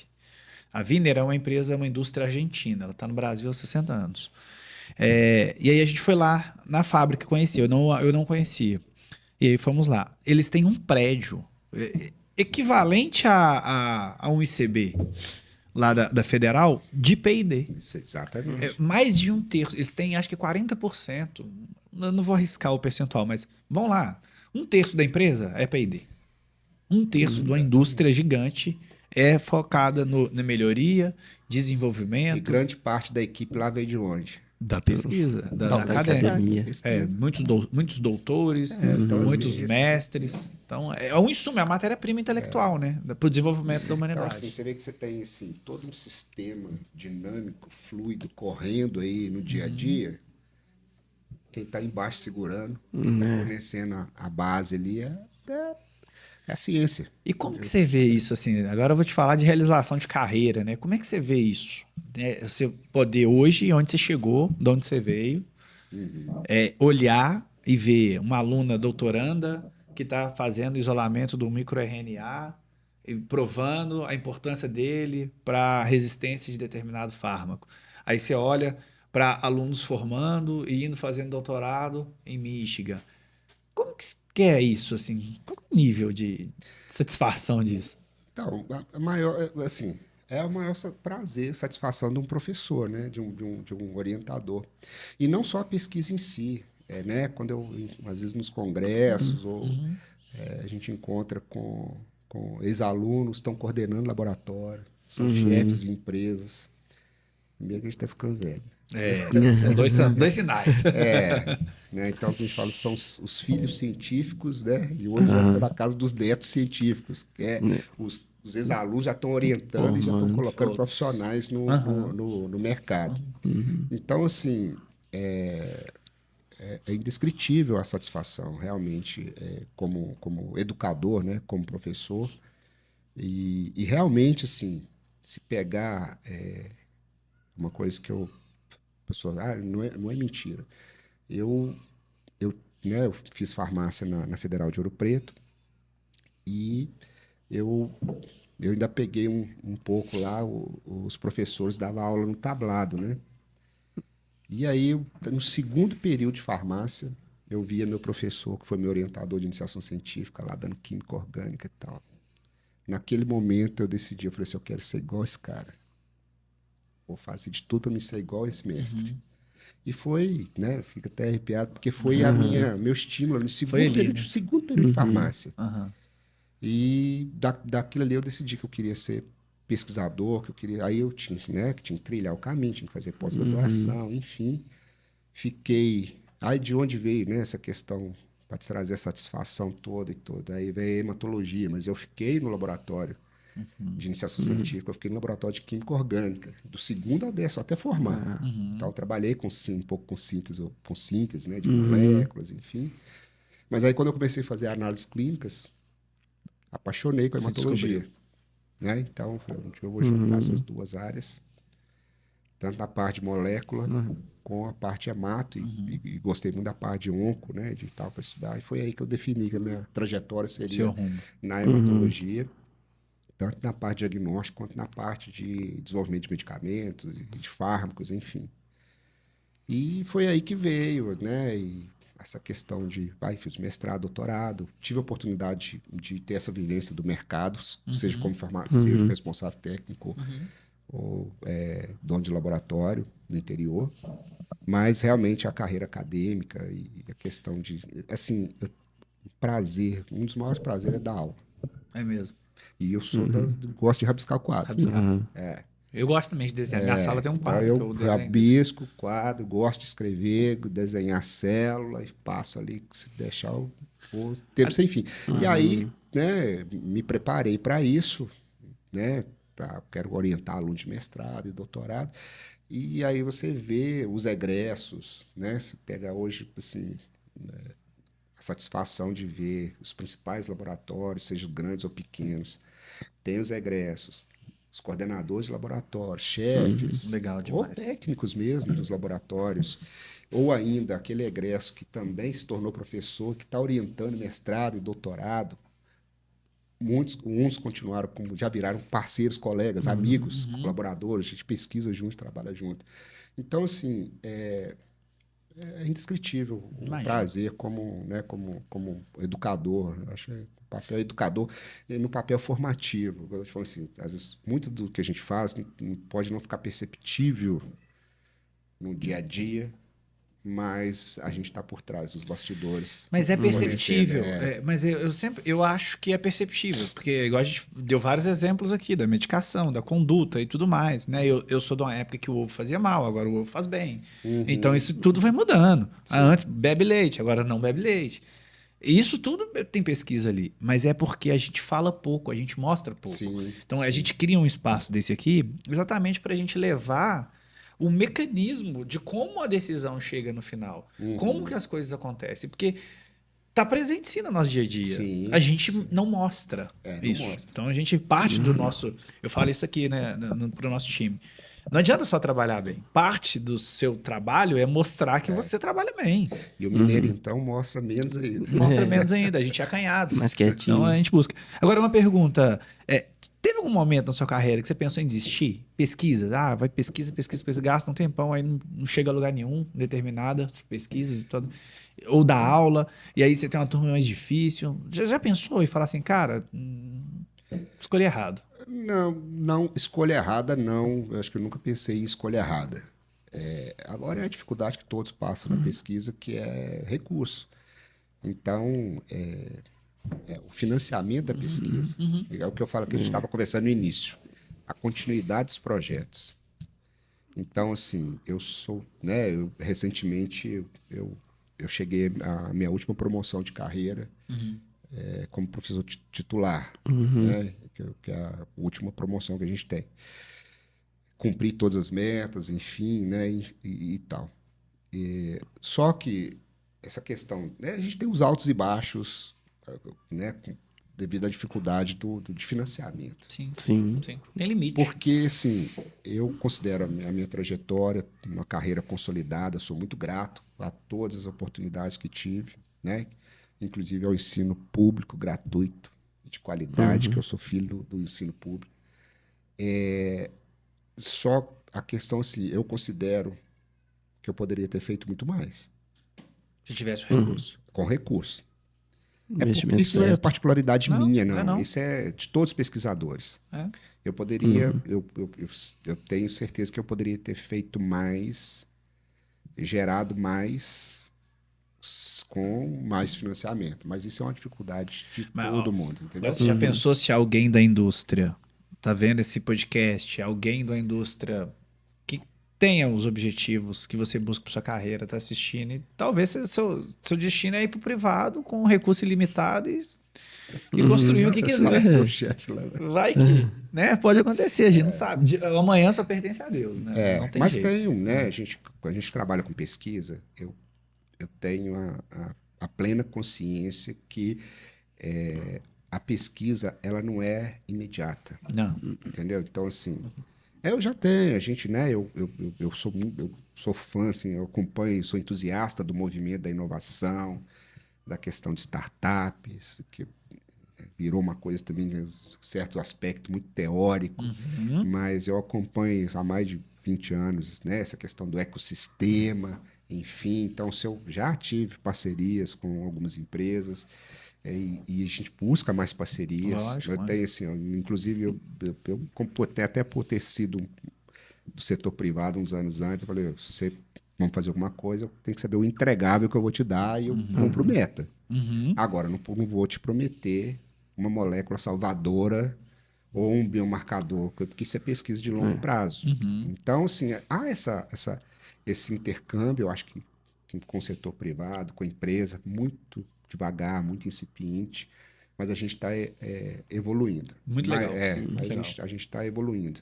Mas, ao mesmo tempo, assim, a gente, até por trabalhar com essa questão, né, a gente protege a parte intelectual, a questão de patente, enfim, tudo. Mas, ao mesmo tempo, tem que ter pé no chão também. Claro. Porque, assim, há um incentivo da gente, vamos abrir startup. Eu já pensei, a gente já teve um projeto de startup, enfim, uns anos atrás, mas, ao mesmo tempo, é empresa. A E empresa. eu já tive CNPJ, já fui mão de laboratório. Então, assim, eu sou muito pé no chão. Os desafios são outros. São outros desafios. É. Se eu virar para esse lado, São outros desafios. são outros desafios. Eu acho muito bacana. Tem potencial para isso que a gente faz, mas tem que ter investimento. Tem que ter investimento. No final do dia, a nossa empresa não é diferente, né? A gente tem inúmeras ideias. Eu penso todo dia, vamos fazer tal coisa. Eu tenho um sócio aqui que o papel dele é me aterrissar. Eu falo, Marcelo, vamos fazer tal coisa, vamos fazer isso. Eu tive essa ideia. Ele, não, calma. Como? Assim, aí no final, eu chego aqui com a ideia e vou embora.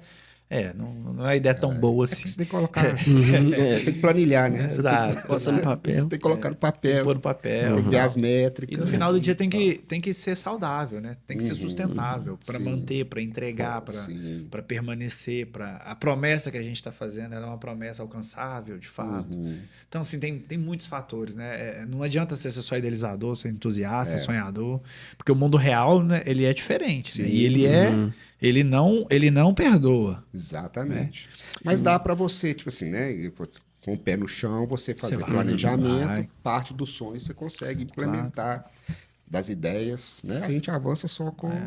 A gente tem 10 ideias, peneira, planeja, entende, mas estuda, tem que ser aí sai uma. Palpável de execução, que você tem que pensar, porque senão você quebra a empresa. Você quebra. Porque todo dia de boa ideia você tá cheio, né? Então, assim, todo dia tem. Então, não tem jeito. Ó, a gente tá caminhando pro final. É um papo muito legal. Gostei demais, né? Aprendi muito. Coisas que eu não conhecia. Assim, e daqui eu vou sair buscando mais, né? Porque você trouxe alguns temas ali que eu me interesso muito pelo desenvolvimento da saúde, especificamente. Políticas públicas. Eu sou muito fã do sistema público e um dos nossos objetivos estratégicos aqui é fazer o diagnóstico chegar onde ele não chega. De forma padrão. Dar esse acesso, né? Então, eu trabalho muito pensando nisso, de verdade. A Argos, ela vem com esse papel. E eu vou estudar muito daquilo que sai, mas eu queria que você deixasse uma mensagem para o seu aluno, né? Eu tenho aqui na empresa 2 pessoas que já foram seus alunos. As referências foram excelentes, né? Até para te convidar para vir para o podcast aqui também. Então, assim, mas eu queria que você deixasse para o profissional, sabe? O que esse profissional não está vendo hoje? Que ele tem que prestar atenção para lá na frente, assim como a pesquisa é uma plantação para ser colhida lá na frente. Esse profissional que está estudando, que está iniciando uma carreira, o que ele tem que olhar, na sua opinião, pela sua experiência, que ele precisa cuidar para daqui a pouco ele ter uma carreira tão bela quanto a sua, tão consolidada quanto a sua? Voltamos àquele ponto, né, que é estudar. E quando eu falo estudar, não é querer ser, né, a gente está vivendo esse momento de transformação aí com inteligência artificial, né, cheio de algoritmo, né? Mas estudar, ter noção dos conceitos, fundamentos daquilo que você está trabalhando, da área que você tá fazendo. Então, eu estou falando na questão de IA e algoritmo, porque a gente trabalha bastante com isso também lá. A gente está desenvolvendo plataforma para dentro da Emato, enfim.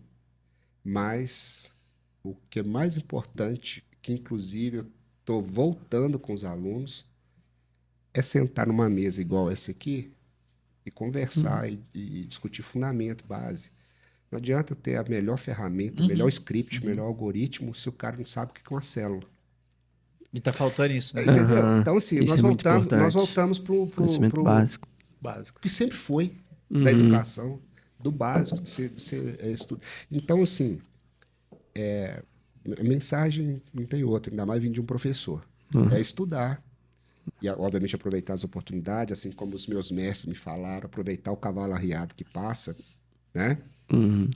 Mas o diferencial é estudar e focar naquilo que você está se propondo a fazer.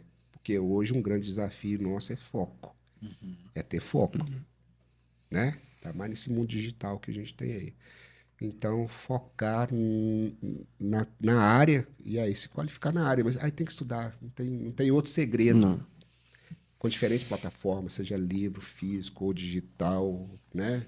Escutar um bom podcast, coisas com coisas detalhadas, com coisas, né, reais, enfim, e filtrar a informação, porque hoje o problema não é a informação é global. Global. Né? E tem muita, né? Tem que muita. separar discernimento para ver o que é bom, o que é ruim. E uma coisa bacana que vocês falaram no início aqui, que eu queria falar, tinha até esquecido que eu pensei em falar,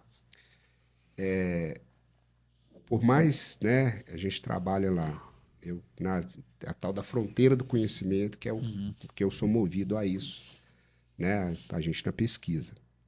Hoje nós trabalhamos, hoje eu falei mais cedo aqui, que hoje a nossa pesquisa em oncohematologia, ela é translacional, a gente vai do básico ao clínico, do clínico ao básico.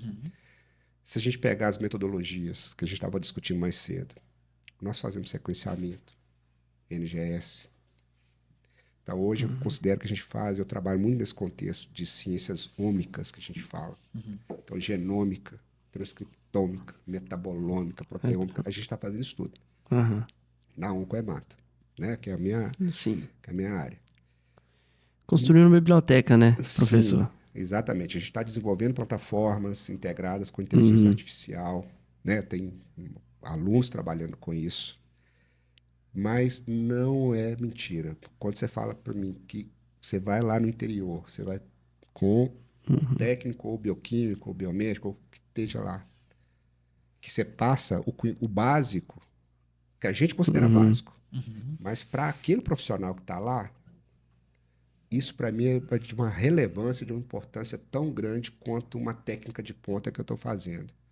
Eu tenho uma satisfação quando eu recebo lâmina do interior para tirar a dúvida do pessoal, ou das regiões aqui mesmo, um colega traz uma lâmina, ou do hospital. Legal. Não é genômica, Não. é a célula, é o perfil da célula, é o básico, É o básico. que a gente considera. É o básico. Então, assim, A gente vive numa bolha, né? A gente tem que ter essa noção. Belo Horizonte é uma bolha. Eu falo assim, eu tive a oportunidade de viajar pelo Brasil todo, a trabalho principalmente. E a lazer também, muitas das vezes. Mas cada vez eu me convenço que a gente vive numa bolha, que a gente não reflete aqui a realidade do Brasil como um todo, que é continental, que é, enfim. E aí eu trago isso para o profissional também. Então, às vezes, a gente é muito arrogante, talvez pretensioso, em falar que é o básico, todo mundo deveria saber e tudo mais. E a gente tem esse conhecimento, então o que vale o conhecimento se a gente não transborda ele? Então, se a gente não leva. Então, não importa se é o básico. Se não sabe, eu tô aqui para tirar sua dúvida. Eu tô aqui para te esclarecer, para te mostrar. Na pesquisa, eu tô lá fazendo anotação de genoma, de não sei o quê, mas, por outro lado, eu passo horas e tenho o maior prazer, que é uma das coisas que move a hematologia, é discutir caso clínico e lâmina. Mostrar o que é um quadro agudo, o que é um quadro crônico. O pessoal no laboratório. Mas para quem trabalha, quem tem um bom treinamento, você fala, é o básico, que não é básico. Não é O básico. pessoal tem uma grande dificuldade de identificar célula imatura, que às vezes o equipamento dá um flag lá, mas tem que ir para a lâmina. Nós estamos treinando modelo de IA para ler imagem aí também. Mas tem um desafio grande demais. É o olho ali que você vai dar pelo menos um pontapé inicial. Então, nós estamos falando do básico. Do básico. Que é o conhecimento que tem que ser passado, entendeu? Então, uma coisa a gente gera, a gente está na ponta da pesquisa fazendo, mas esse treinamento de campo, isso é o dia a dia que você fala, o profissional do laboratório. Eu tenho um carinho muito grande com o laboratório de análises clínicas. Sou da análises clínicas, né? Adoro bancada, mas há muito tempo eu já não consigo ficar porque você vira um gestor de processos, né? Mas você é um gestor muito melhor porque conhece a bancada, né? Então, acho que depois que você põe a mão, já sabe como é que funciona. Então, assim, essa experiência da bancada, da prática, do dia a dia, ela me trouxe uma bagagem, assim, para fazer pesquisa e para dar aula que não é só teórico, então eu sou muito grato a isso também. São assim, né? A gente vai se encontrando, né? A gente vai se encontrando. No início eu fiz atenção farmacêutica, trabalhei, fui, né? Exerci a parte da farmácia e medicamentos, exerci a parte das análises clínicas. Então isso me deu uma bagagem muito, muito boa. Eu sou muito grato a esse curso que a vida me levou profissionalmente, sabe? Muito legal. Tem uma frase que é muito interessante, né? Que eu acho que guia um pouco a pesquisa, que foi dito por um físico, que a gente só consegue ver mais porque está apoiado em ombro de gigantes. E eu acho que essa frase, ela remete exatamente a isso. Os gigantes eram esse conhecimento que já foi construído por todos que passaram antes aquelas dificuldades. Que hoje a gente consegue estudar as ômicas aí, porque o conhecimento básico já está ali bem consolidado, já está bem feito, e você consegue ir além. Na verdade, é tudo uma evolução. Né? A gente não está inventando nada, a gente está pegando o fio da linha e seguindo da onde ele foi parado. Lembra que eu falei lá no início? A lacuna? As lacunas. Cobrir lacunas. Aí você só vai avançando. A frase desse podcast aí, ó. Talvez tenha a thumb, ó. A lacuna, né? Ache as lacunas e as resolva. Preencha as lacunas. Com certeza. E tenha sucesso. Mas é aí que a gente faz. É isso que a gente faz. Quer deixar uma mensagem, Matheus? Também? Para o cliente que está te assistindo, que te conhece, para quem não é cliente. Para quem não é cliente, para quem é cliente, eu acho que a mensagem que a gente deixa é que o ensino, igual o professor disse, é o que vai realmente levar adiante. A gente não pode esquecer das coisas básicas, da vivência do dia a dia, para caminhar junto. Então, para os nossos clientes, Maia, a mensagem que fica é assim, a parceria que a gente sempre tem, sempre que precisar de algum suporte, algo, a gente vai estar disponível, que eu acho que isso que realmente é o que faz a diferença na entrega de uma empresa. Para os amigos, é a mesma coisa, né? Acho que a gente não pode hoje caminhar muito para um IA, caminhar muito para uma inteligência e esquecer da parte emocional, da parte humana que nos faz estar aqui reunido hoje. E tudo isso vinculado ao ensino, que é o principal que vai levar a gente adiante. A mensagem seria essa. Muito bom, Matheus. Professor, você tem redes sociais? Quer falar? Para a gente deixar escrito aqui na descrição, aqui no episódio, para as pessoas te encontrarem, acompanharem suas pesquisas, seus trabalhos? Sim. Tem um Instagram, Adriano Sabin 01, né? E tem um LinkedIn, né? LinkedIn, se jogar lá Adriano Sabino, vai me achar. Tem uma conexão muito boa com o LinkedIn também. Então, tem uma troca bacana com o público, sabe? Excelente. E ficar aquela, né, que a gente falou no início, que é a definição em ciência, esporte e natureza, né? Que é isso aí.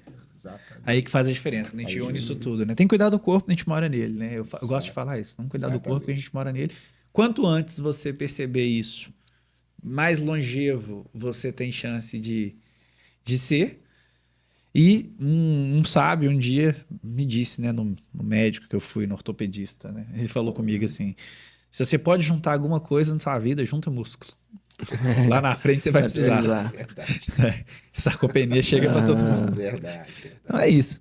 Pessoal, esse foi mais um Argos Cast. Esse episódio a gente teve a honra e o privilégio de receber o professor Adriano Sabino, hematologista, doutor, experiências internacionais, França, Michigan, enfim, veio aqui dar essa aula pra gente sobre hematologia, sobre ciência, sobre vida, né, na verdade, e a importância que a pesquisa tem no nosso dia a dia, né? Mesmo que ele esteja lá no bastidor, que a gente não vê no dia a dia, não inventa uma coisa todos os dias, mas os caras estão trabalhando muito forte lá no bastidor para a gente ter melhores práticas, melhores condutas, melhores diagnósticos, melhores fármacos. Isso tudo vem da pesquisa, não tem outro caminho, não tem outro lugar que isso vem, né? Então não é uma empresa que inventa, é uma pesquisa que foi feita 20 anos atrás para sair uma molécula hoje, um medicamento hoje que vai nos beneficiar pro resto das nossas vidas.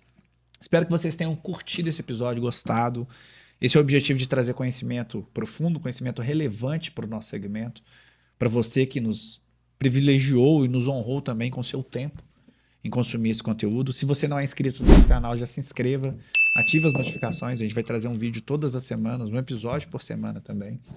E caso você queira assistir aqui alguém, um tema que você gostaria de saber mais, deixa aqui nos comentários também, a gente vai atrás desse profissional, desse convidado para tentar entregar para vocês o máximo do conhecimento, que infelizmente ele não é acessível a todos, mas esse canal aqui vai fazer com que ele seja. É isso. Vejo vocês no próximo episódio.